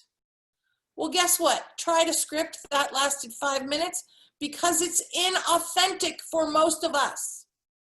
Have a conversation and find out what somebody's looking for and let them know how you can serve them. Does that sound good, my friends? Bing, bing. Because you know what? You have massive value to bring. And I want to support you to bring it. My friends, will you let me support you to bring it? Because I got an irresistible invitation for you. In fact, I can tell you it's the most irresistible offer that you are going to hear this whole week. And here's why. Day before yesterday, or the night, Thursday night, I opened an email that I have been awarded a KEEP grant. Now, for those of you that don't know, KEEP is like, it's used to be Infusionsoft, now it's called KEEP, which is software for your business. I applied for a $1,000 KEEP grant, which I was awarded. And in my KEEP grant, I said, you know what? I'm going to take this $1,000 and I'm going to train women for selling with authenticity. And if you want to fall in love with selling, you want to take advantage of my invitation. And here it is. On the 12th of this month, which is next Wednesday, I am doing a 3-hour workshop on setting yourself up to thrive at sales. I will tell you that I'm only got 53 of these grants. Now that might seem like a lot, but guess what? I gave a speech yesterday and went through several of them. So if you would like to, and this is, by the way, this is only for women that have not been to my workshops before. Ladies that are already my clients, which is many of you, you will know that ladies that are already my clients get to come to any of my workshops for free. If you have not been to a workshop with me, you want to run to take advantage of this. The code is in the chat, CaterinaRando.com/set yourself up to thrive. Just follow the link there. Thank you, Tamara, for your kind words. Thank you for telling them to run, don't walk. I appreciate it very much. Thank you, Monique, my friend who is taking great advantage of what we discuss. I am going to make a huge difference for you with your selling, with your attitude towards selling, with your sales conversations. We are going to get that started next Wednesday, and it'd be my honor to serve you. I want to also let you know, my friends, that bing, bing, bing, I launched my podcast. It's called Expand Your Fempire with Katerina. And I'm going to put that in the chat. And there's a longer conversation on selling with authenticity, how to create massive change, much more. I got so much, I got a lifetime supply for you, my friends. And the other thing I want to let you know is when you sign up for this workshop, we will also put you on our list, because I publish every 2 weeks many events for women in business. Many of the ladies here, their events will be included, and you want to make sure that you are on our list. I will tell you, when you go to that link, it will ask you for your credit card. That is to verify that you're a real person. It is encrypted, and you will not be charged when you apply the code, because I would love for you to have this grant, and I would love to support you to have a profitable and sustainable business, because, my friends, you are a leader, you are a messenger. As Jill said, you do have massive value to bring, and I want to support you to bring it even more. Be yourself, do your thing, serve your people, and be loud and proud about the value you bring. So you can sell more, you can serve more, and you can uplift more lives. Bing, bing, bing. Hello, everyone. Can you all hear me pretty good? Okay, awesome. I had some speaker issues before. So thank you, everyone, and thank you for waiting around and listening to these wonderful presentations all day. I have definitely been inspired. There's some great information, so I appreciate the opportunity to meet the wonderful ladies that I've met today. But again, I want to introduce myself. My name is Tamori Richardson, and I am a professional motivational speaker, communication specialist. I'm also a coach, mental health advocate, and I am an author. One of my greatest loves and joys is having the benefit and the ability to be able to write a book. I never thought I'd be able to do that, so here I am. But I want to talk to you today about reinventing yourself, how to do it, when to do it, and why you should do it, and everything in between. And what we're going to talk about is 3 key elements that I have found for myself, being a conqueror of domestic violence, being a mother of 2 teenage children, being an entrepreneur, a professional speaker, and an author, how I was able to take these 3 key things and be able to kind of mold myself into something, a much better version of myself. And so I want to be able to share that with you today. I'm going to share my screen with you because I have a couple of slide presentations here.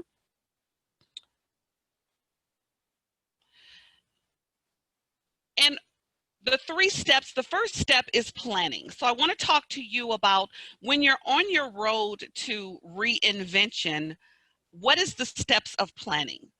How do you create a plan for yourself? What's tangible, what's realistic, what's not? Step 2, we're going to talk about excuses and naysayers and how to drown out the noise, what's appropriate, what's beneficial, and what's actually just noise that's not going to help you achieve your goal.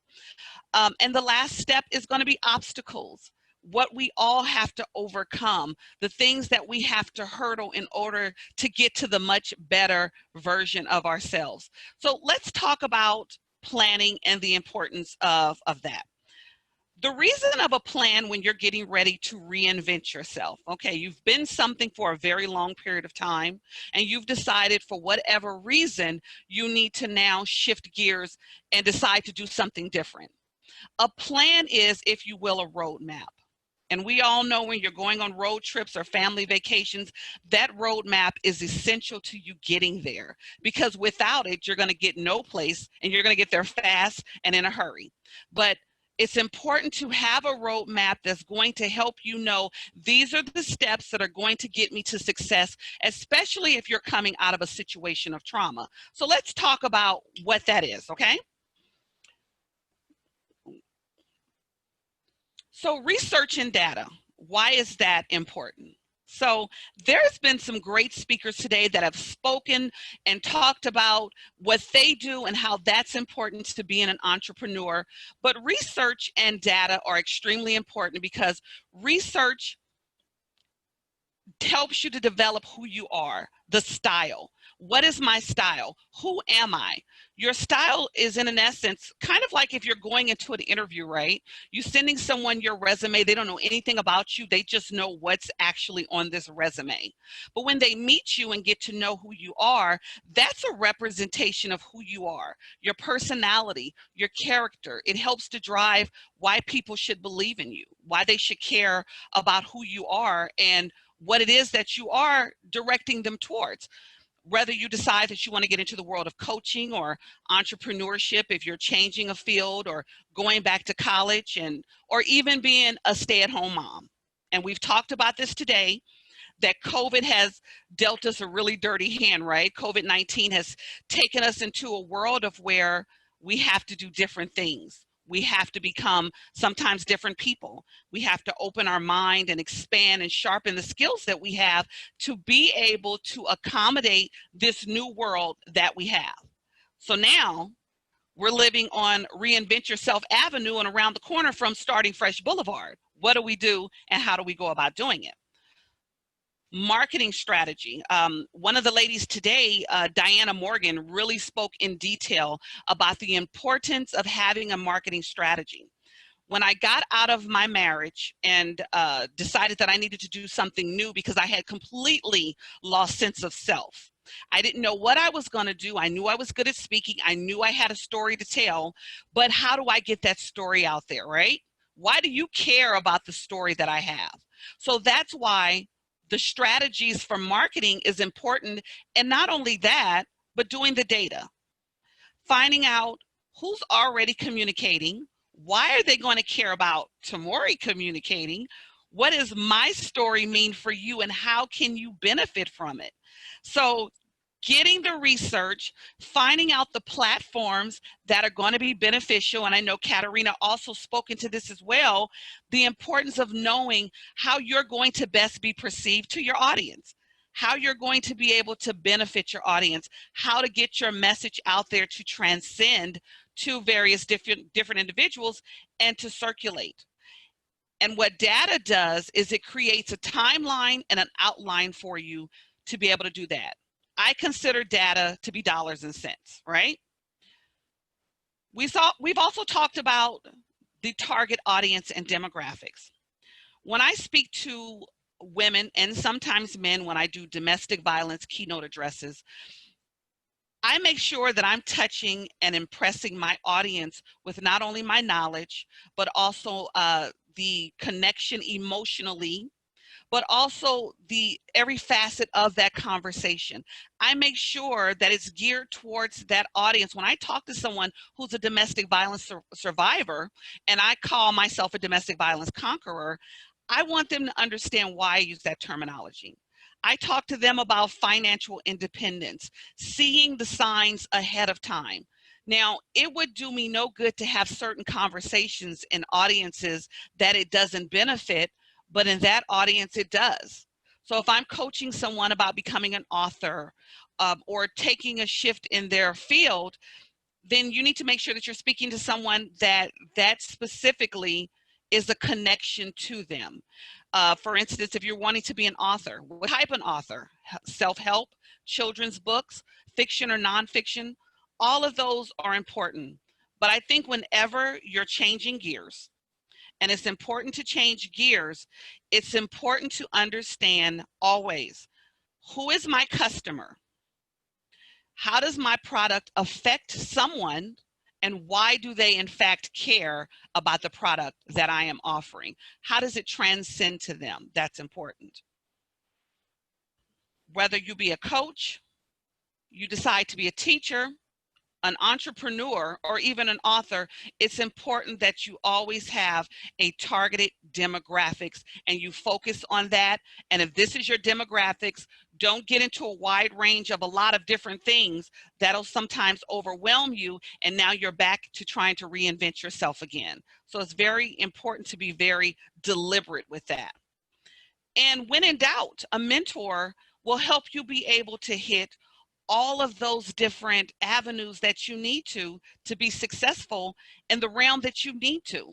So if you're starting fresh in a totally different career, make sure it's something you can do, you have the experience to do, it's tangible, and if you need the necessary resources, you find those resources and you connect yourself with them.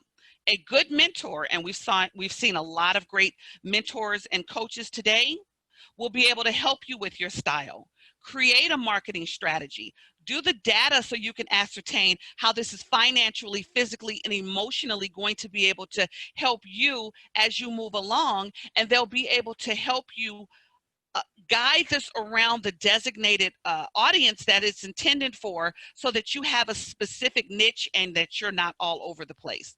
And that's very important that you do that as well.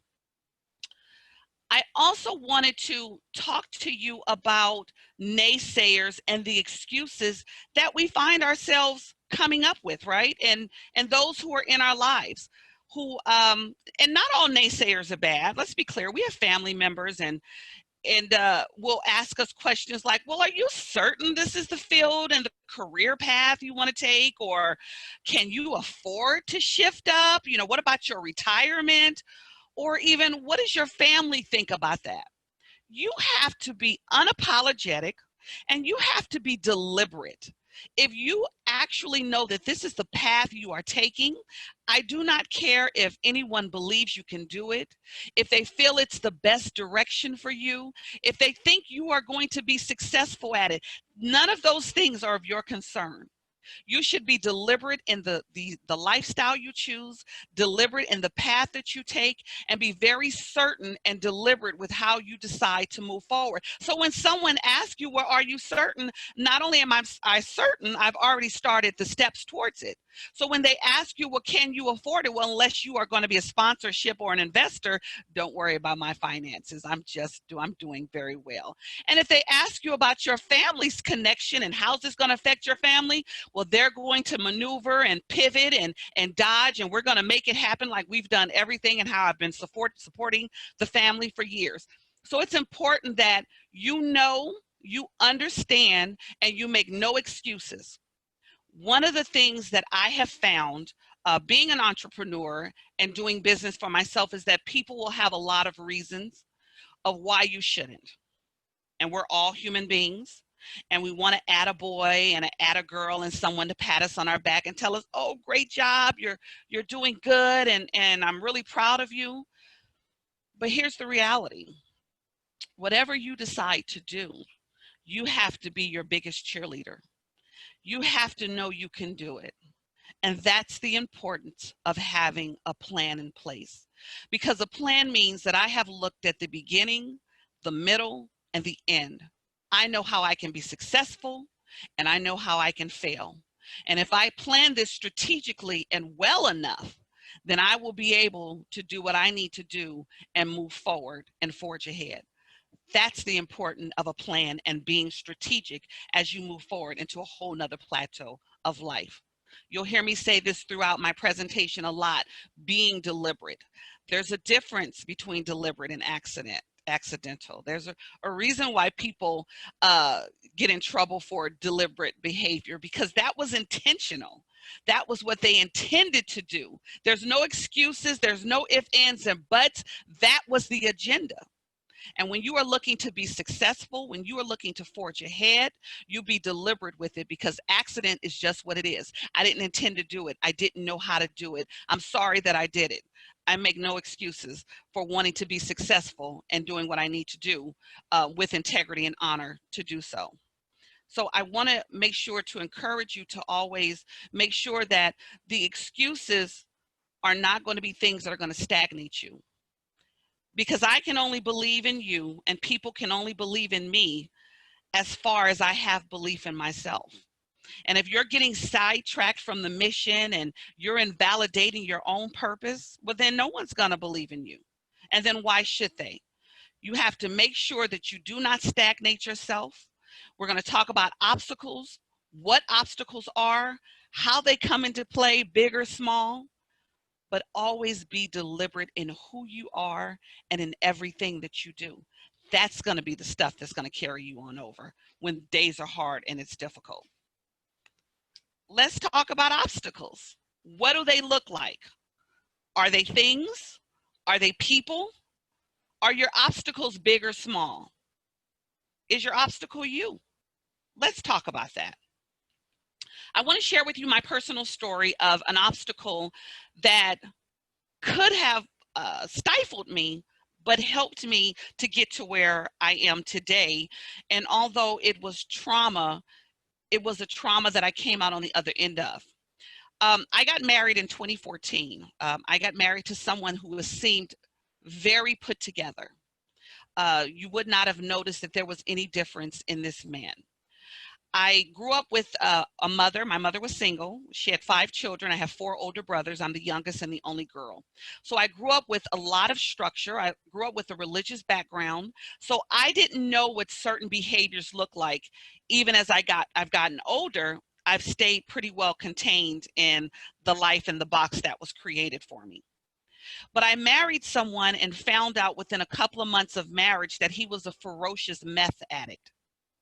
I wasn't around drug addiction. I didn't know any drug addicts. I'd lived a very sheltered life. So I didn't know I'd married someone that would sell you or his soul for a hit. We also found out a few months later he was diagnosed with bipolar disorder and schizophrenic. And I'm sure he didn't know that, but as you can imagine, it heightened already the level of chaos that was being created. And I knew nothing about mental health. I knew nothing about drug addiction. I was not prepared to handle any of this. Prior to me meeting him, I had a successful life. I had 2 children prior. My kids had not lived in chaos, didn't know what that was. I'm a natural born fixer, let me tell you that. And I was, being the only girl with 4 older brothers, there was a lot of fixing. I have a lot of experience with it, right? But this was something very dark and something very cynical. And I couldn't mold it, I couldn't shape it, and I couldn't fix it. I started off as a very vibrant woman, very confident, very capable, very tenacious, self-starter, you name it, that was me. I could make decisions at the drop of a dime.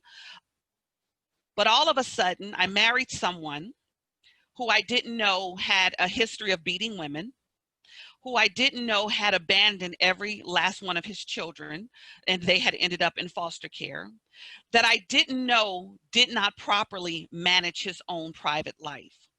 So he had a great cover and a great screen in front of himself when I got ready to marry him. Now, I always tell people, because I don't want anyone feeling sorry for me, because I've turned out on the end of this very well, but I always take personal responsibility for any and all of my actions. And although he's 98% to blame for all of the misconduct, I always accept the onus on what I could have done better and different. That I could have held my ground with my boundaries, that I should have done my research better, that I should have checked in on his family structure, would have given me ideas that I needed to know to make an educated decision on the type of person that I was getting ready to marry. And I didn't do that. So I didn't realize that I was marrying a time bomb that wasn't getting ready to tick and ready to explode, was always ticking and always exploding. I no longer had aspirations to do much. My only aspiration was to get through the day without being called out my name, yelled at because maybe I thought the sky was blue and his mind told him the sky was purple. That was my day-to-day operation. So I was no longer conducting my business. I was going to his treatments for recovery and mental health and sobriety 7 days a week, even to the point of I would sit in the car and wait for him. I didn't realize that he was training me. He was training me to accept behavior of abuse. He was training me to negate myself. He was training me to put him on the front burner and his narcissistic needs on the front burner of this bad, inappropriate, non-conducive, and non-healthy behavior. And that's what he was training me to do. This was an obstacle. But was he my biggest obstacle? I think some of you might think, yeah, he really wasn't. Before he came along, I'd lived a healthy and productive life. I allowed someone to come in. I was my biggest obstacle. I let bad conduct, bad behavior, no boundaries, disruption, dysfunction. I allowed all of those elements to come in and disrupt a seemingly healthy life without a question, without a research, without anything that would tell me that this man would be able to carry on and allow and help me to function in a healthy manner. So I accept the responsibility with that. So when I say that there are obstacles, that was a huge obstacle. By the time I got out of the marriage, due to his infidelity, and I tell people if I could at this point in time give the woman a thank you note, I would give it to her, because she took away a trauma. And me being a fixer, I would have probably continued trying to fix. But always one line that I have is that I don't do infidelity. And I really, truly appreciate that having had happened. But what I know to be certain is by the time I got out of that relationship, I was diagnosed with anxiety. I could no longer make decisions.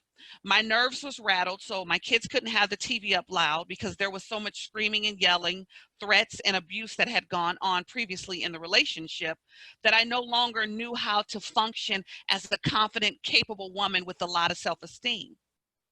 So what I did was I realized, Tamori, this isn't you, this isn't who you are.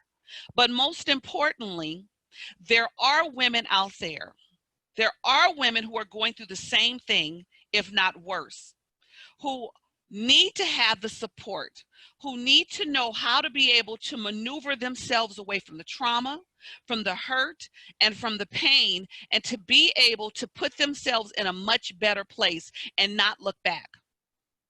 As I speak on my situation, I do podcasts, radio shows, all types of interviews. The one thing I never do, I never badmouth my ex.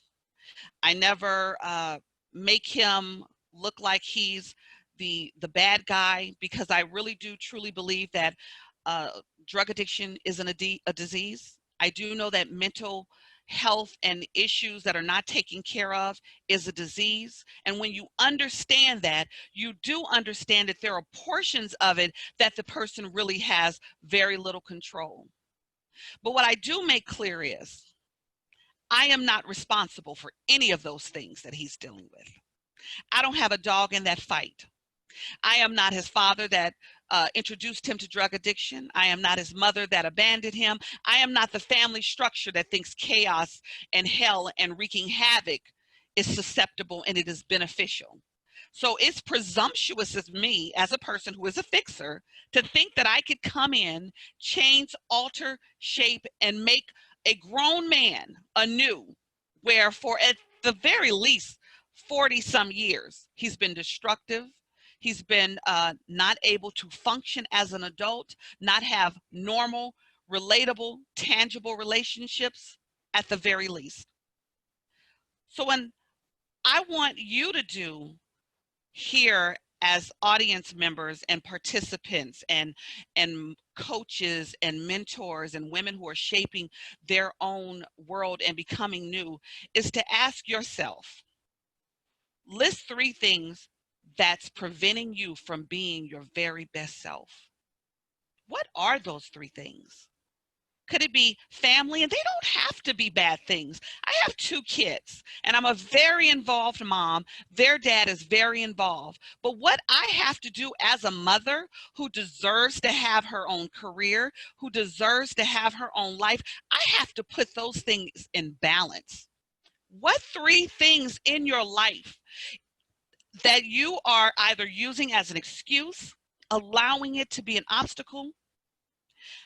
I always tell people, I didn't allow a man to be my obstacle that thought women were supposed to be the comparable to a punching bag.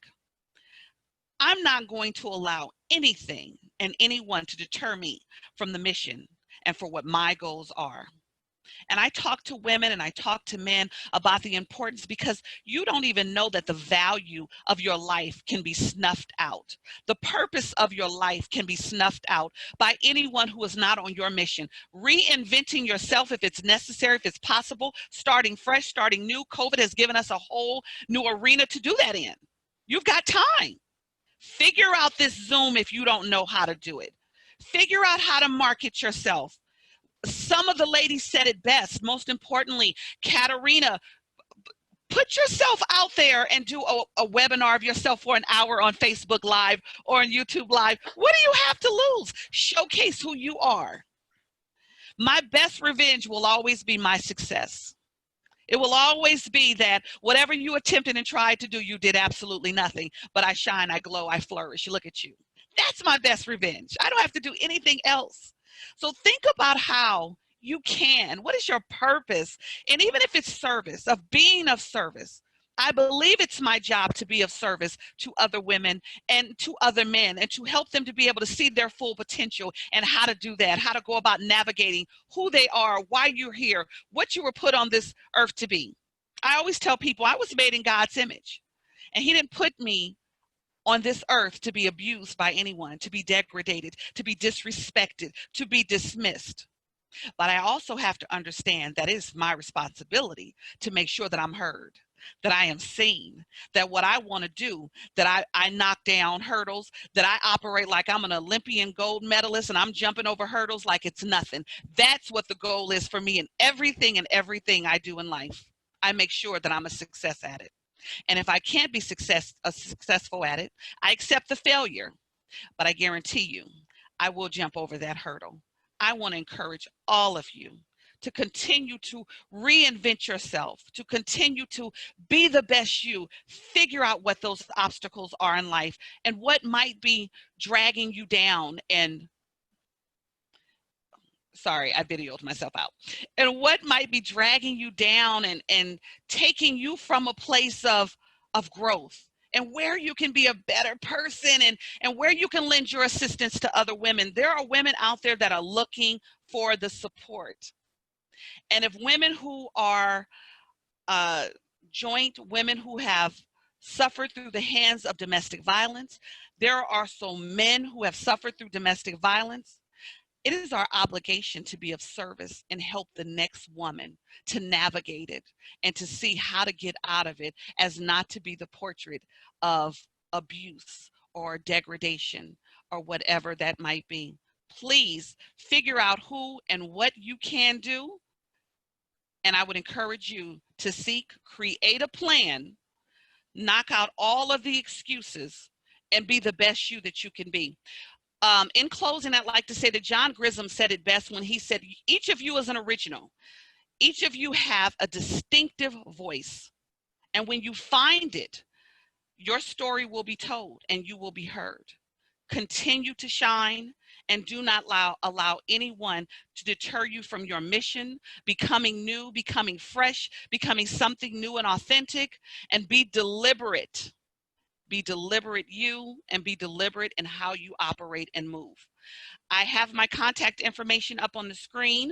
Again, my name is Tamori Richardson. T. Leanne Speaking Pros LLC is my company. And I'm on Facebook. Find me on Facebook, follow me. And I'm also on LinkedIn as well. And let's connect with each other. Also, I have August 28th, I have a webinar coming up, Narcissism, and I have a special guest. I think it's important for women and men to see that sometimes bad relationships are not just bad relationships, but you are dealing with someone who is really damaged and their behavior and conduct is deliberate in what it looks like. So I want to encourage you. I just finished my book, Trusting Someone Else's Heart. It comes out more in detail. It deals more with the situation that I dealt with, kind of play by play, and the importance of why I entitled it Trusting Someone Else's Heart, because really isn't that what we do? We trust that you say that love, honor, and respect legitimately is love, honor, and respect. And so we go over that in detail. Thank you so much for having me. I appreciate it. And I will stop my screen share and hand it back over to Katerina, I believe. Thank you so much, Coach Katerina. I'm so excited to be here. I did have some music, but I'm going to do like we do at church. Be sincere, be quick, and be seated. Especially today has been a full, amazing, powerful day with all of the amazing speakers, and we've learned so much. I mean, each speaker, and especially our last speaker, I'm like, how do you come behind that? Just absolutely awesome. So thank you for this opportunity to share. I think I'm gonna try to share my screen here, hopefully. Okay, just a second. Hopefully you guys can see my screen. Okay. You know what? I'm gonna move forward because it's asking me to do something and I'm not sure what that is. And so we're just going to keep moving forward. But again, I'm grateful to be here and thankful for everyone in the chat room for allowing me to be here. It's just been a great day. And so my topic today is about positioning your purpose for wealth. And we've heard a lot of great speakers sharing tips, tools, strategies, ideas of what we can do to build our business, to get ourselves out there and serve and be empowered, create wealth, doing what you love. But my message is not even a but, this is added to. I used to go to all types of conferences and workshops, and they are amazing. Every last one I've been to. But the thing for me was I was hiding who I really was. I was really hiding the gift that I been empowered to use in the world and in the marketplace. And so my message is about teaching women to create wealth, doing what they love, called and chosen to do in the world. I believe that all of us have been called to do something. And with all the tools and resources and information we've learned today, is that once you tap into your gift and once you tap into your gift, once you tap into your purpose and what you are aligned to do, that's when the overflow or the attraction of the clients that you desire to serve begin to show up like never before.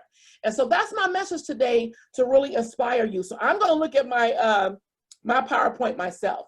And so we've been given an opportunity to restructure, organize, and create the life and business our heart truly desire. I work with amazing women, and some of them here today on this call. I work with powerful, anointed women, and these women are so amazing. But one of the struggles is how we see ourselves. And sometimes we don't see ourselves as powerful, and we don't see ourselves at that next level to serve amazing people. Oh, thank you, Tanya. Thank you for helping me out here. We don't see ourselves as powerful. This is the first, we're going to get to that in a few seconds. We don't see ourselves as powerful, and we don't see ourselves as the person that's been called to serve these people in the marketplace.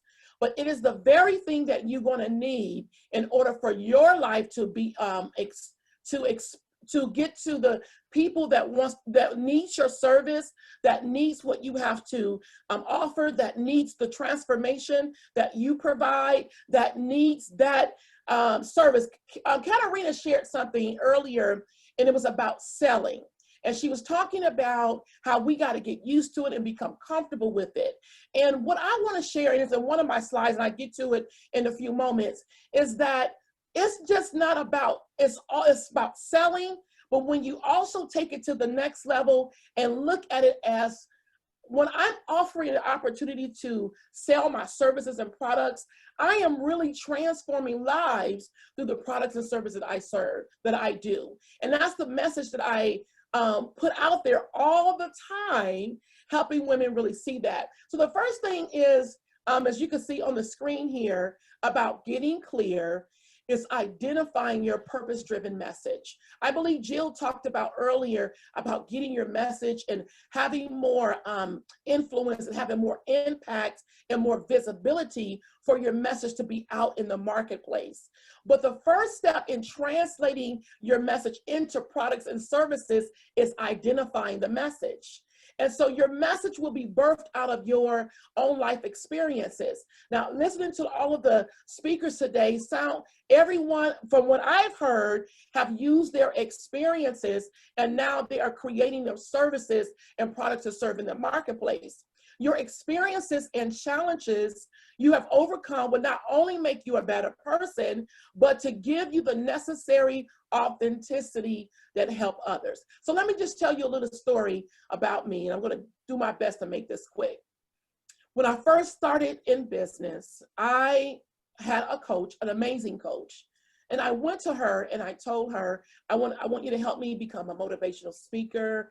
I want to get out in the marketplace. I want to speak. I want to really get into other communities and start really sharing my message. And then I also go on to tell her, I don't want to bring the church in I don't want, because I grew up in the church. It's my life. It's my background. My dad and mother are in ministry, and that's what I know. It's my entire life, all 48 years of my life. That's what I know. And I told her that I did not want that part of my life to show up in motivational speaking. I didn't want it to show up in me coaching and serving other people. I wanted people to know, that there's more to me than just me being a church girl or a PK kid, which means pastor kid, right? That's what I believed at that time. What I was telling her was I didn't want to be authentic. I didn't want people to know the real me, and I wanted to hide. And because of that mindset, because of that struggle, guess what?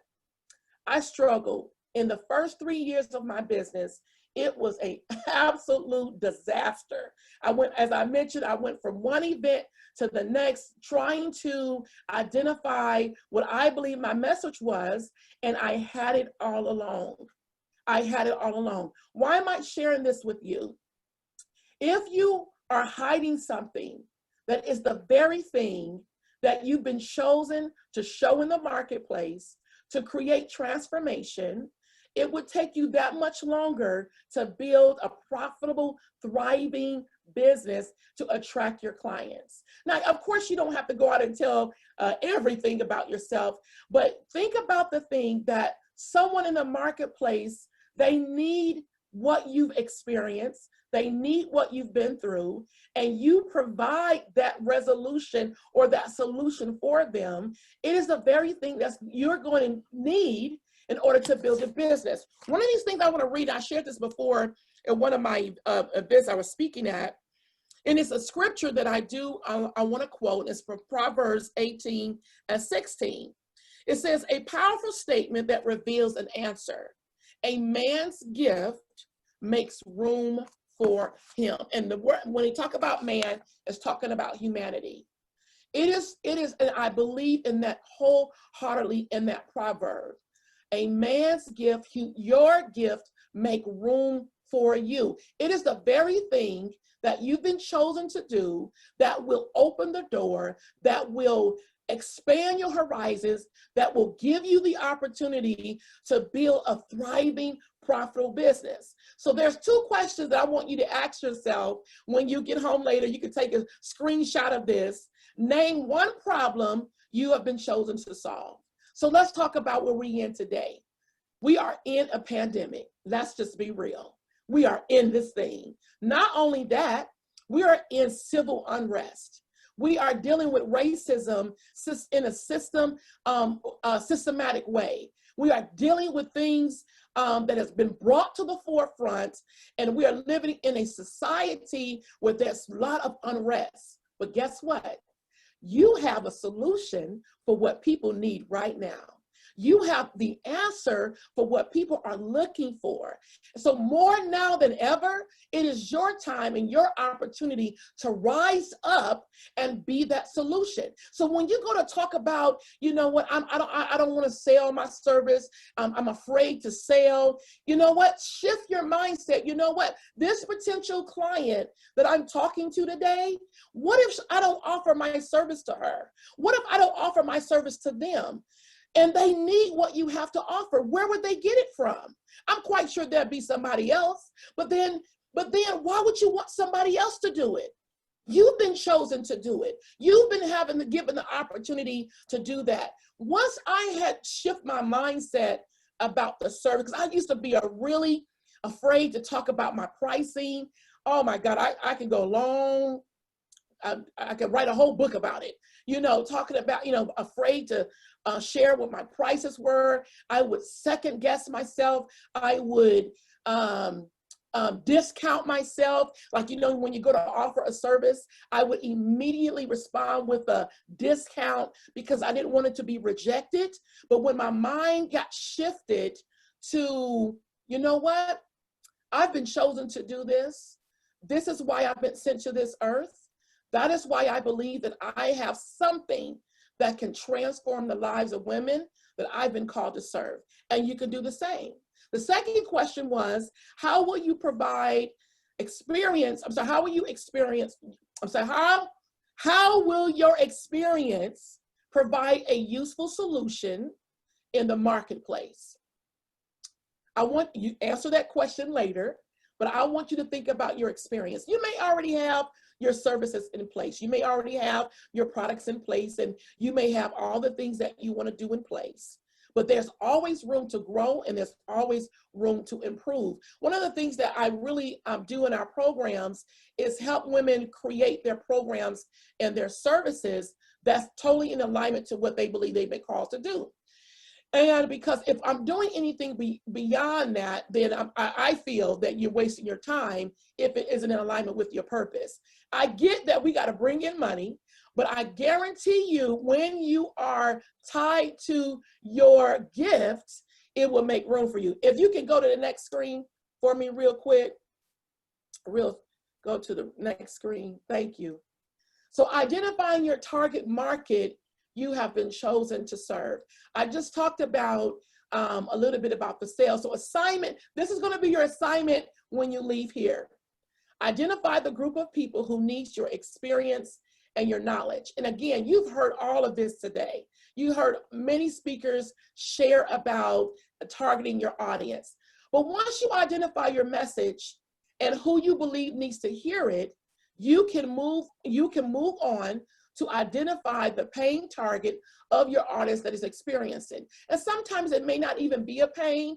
It may just be a possibility that will help your client move to the next level, or your potential client of experience something much greater than what they are experiencing right now. As I shared before, when you look at what we're facing today, this is the time that women and men, but we're talking to women today, the legendary influence that we will rise up and serve our communities, serve our tribes. As Katarina says, serve our peeps. This is the time to do it like never before. And once you know that audience, then you can show up authentically and serve them. I realized also when I first started, I was trying to be in all types of, working with all types of people. And I had to, try to have a solution for this audience and that audience. But once I really got clear that, you know what, these are the women that I serve, and my message and my service and what I provide is for them, then I was able to attract that ideal client to what I'm doing. Listen, when the pandemic happened, and Tanya talked about it earlier, when it first happened, we talked about pivoting. I even mentioned about pivoting. We used to do a lot of workshops in person and how we shifted things online. Not one time did I think that I didn't have something to offer. Not one time. I believe that I had something to offer. But my struggle was, how am I going to shift from online to in person? The quickest way to do it. And so I made a decision not to overthink it. I made a decision not to, try to seek a whole bunch of information. I just made the choice. I'm going to do it. I wasn't even on Zoom yet. Let me just tell you that. I said, I'm going to pay for Zoom. We're going to pay for the whole year, because obviously we're going to be here for a minute. So I paid for Zoom, got my PowerPoints done, and then I was able to do my first class, our workshop class that we do online once a month. Why am I sharing this? And the day I signed up or did the first online class, 5 clients signed up. I was like, okay, this working. Why am I sharing this with you today? I really want you to take the information you learn, choose 3 things that you can implement today so you can go produce results. Don't overthink it. Don't try to, well, I need to get this, I need to get that. Just make a decision and do it. And when you are knowing your target audience, you're clear about your message, you're clear about the transformation you provide, then you can show up authentically and serve your clients and increase your income and begin to build wealth. When we get out of our own way, these great workshops that we are a part of, it's amazing. But I can promise you the time that we will leave in this, this class or this amazing legendary event, overwhelm will step in, overthinking will step in, I'm not good enough going to step in, I don't have enough information is going to step in, I don't know if anybody's going to pay for this is going to step in. All of that's going to step in, and then you're going to miss the opportunity to serve your clients. So I'm here to challenge you to say, you know what? because of my experience, because of what I've been through, I have something that will change the lives of people that I've been called to serve. I have something that I know when a person invests in themselves through what I offer, it's going to change their life and it's going to change my life. The moment you decide, I'm going to get out of my own way, I'm going to move forward and do what I believe I've been called to do. I did a Facebook Live the other day, and I call it, It's Not That Deep. And what I mean by that, I was sharing how we overthink things and we overthink the process, and we want to get a deep revelation of why we're here. Like I'm seeking for a higher, deeper call or a deeper, you know what? It's not that deep. It's simply you deciding, I'm going to say yes to everything I've heard today. I'm going to choose those 3 things and I'm going to move forward. I'm not sure about all the results, but I believe that if I keep moving forward, I'm going to get more clarity. I'm going to get more momentum. I'm going to have more exposure. There's going to be more influence. I'm going to continue to build that. And when you keep doing that, you're going to see the rewards. You're going to see the benefits, and you're going to grow and expand. Let me share this, and I'm totally off the cuff. I want to share this. So Diane really hit the nail with the social media platform. Now, remind you, I didn't have a strategy at the time. All I knew was to show up and be authentic. That's all I had. I said, well, you know, I don't know about these strategies they got going on. I'm barely trying to learn this new platform, and I made a decision. I'm not going to be on TikTok. I'm not getting on all the other, fun things. I'm sticking with 2. And that was Facebook and was Instagram. Why I'm sharing that is, don't get overwhelmed. Choose the platform that's best for you, that's best for your community, and show up.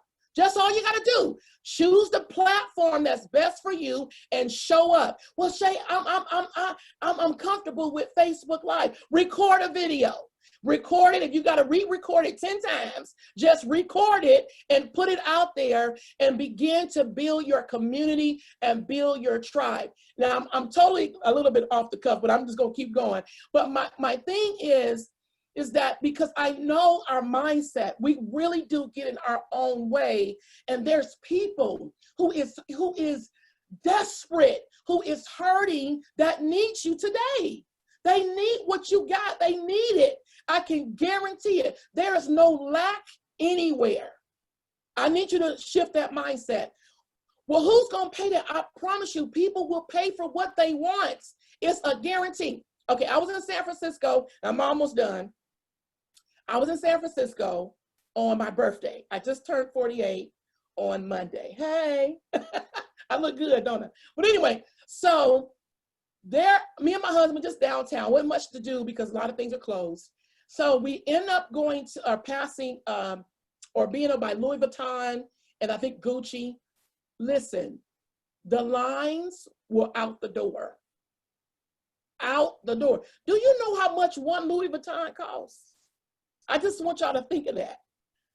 I think the one I looked at I did not get, let me be clear, was $1,500. But guess what? People were buying it and they have a right to purchase whatever they want. Why am I sharing this? There's plenty of money everywhere. Yes, I know there's a lot of people who are struggling, but the people you've been called to serve, I promise you, if they know what you had to offer and you can transform their lives, they will invest in what you have to do. All right, I'm gonna keep moving forward real quick and I'm done. I'm going to the next screen. I talked about this already. You provide transformation. Go to the next screen. Become the answer. Become the answer. Everyone in the world is challenged with one issue or another. People are looking for answers, how to overcome these challenges. There's someone who is searching for the solution you provide and is desperately looking for you. Become the answer. Become the answer. Your programs, your services, become the answer. Use the platform and become the answer and show up consistently. All right, we're going to keep moving forward. Oh, these are questions. So these are questions to help you think about what are they seeking to change in their life? If they had what you offer, how would that significantly change? We'll take a picture of this, by the way. What types of situation consistently challenges your ideal clients? What actions your ideal client be willing to take to fix whenever it's challenging them in their life or business? And how much is your ideal client willing to pay to overcome obstacles that prevent them from being successful in their life and business? That gives you an idea on the ideal client you want to serve who have money to pay you. Amen. All right. Next screen. I'm going to spend a real short time. I always do this in every speech and every talk in our workshops. Yes, you can afford it. This is an example of what we spend our money on. And I need y'all to take a picture of that. Jamba Juice, Caramel Macchiato, which is, I think, Starbucks, Nasty McDonald's, Subway. And I calculated the amount. This is for one person. The average person will spend, and it could be different restaurants, $2,608.32 per year for one person on food. You invest in what you value. Why am I sharing this again? I want you to think in the mind of your ideal client. There's plenty of money everywhere. We invest in what we value. All right, next screen. So what's your next step? And you can go to the next screen. So I'm doing an online class September 19th, and it is for life coaches, speakers, and authors who wants to create wealth. What our message and what we do is help you create your signature programs and services to serve your ideal client and community. Help you with simple strategies in enrolling your clients consistently, and also dealing with the mindset of getting out of your own way. That's what we deal with. I call myself the empowerment business coach because that's one of my gifts, is to empower, to challenge you to get out your own way, out your mindset, so you can really build a thriving, profitable business. Thank you for this amazing time. Thank you for the quick happy birthdays. I appreciate you. This was awesome. Thank you, Tanya, for this opportunity. And I know I kind of went fast and was moving all over the place, but I am so grateful for being here. And thank you once again.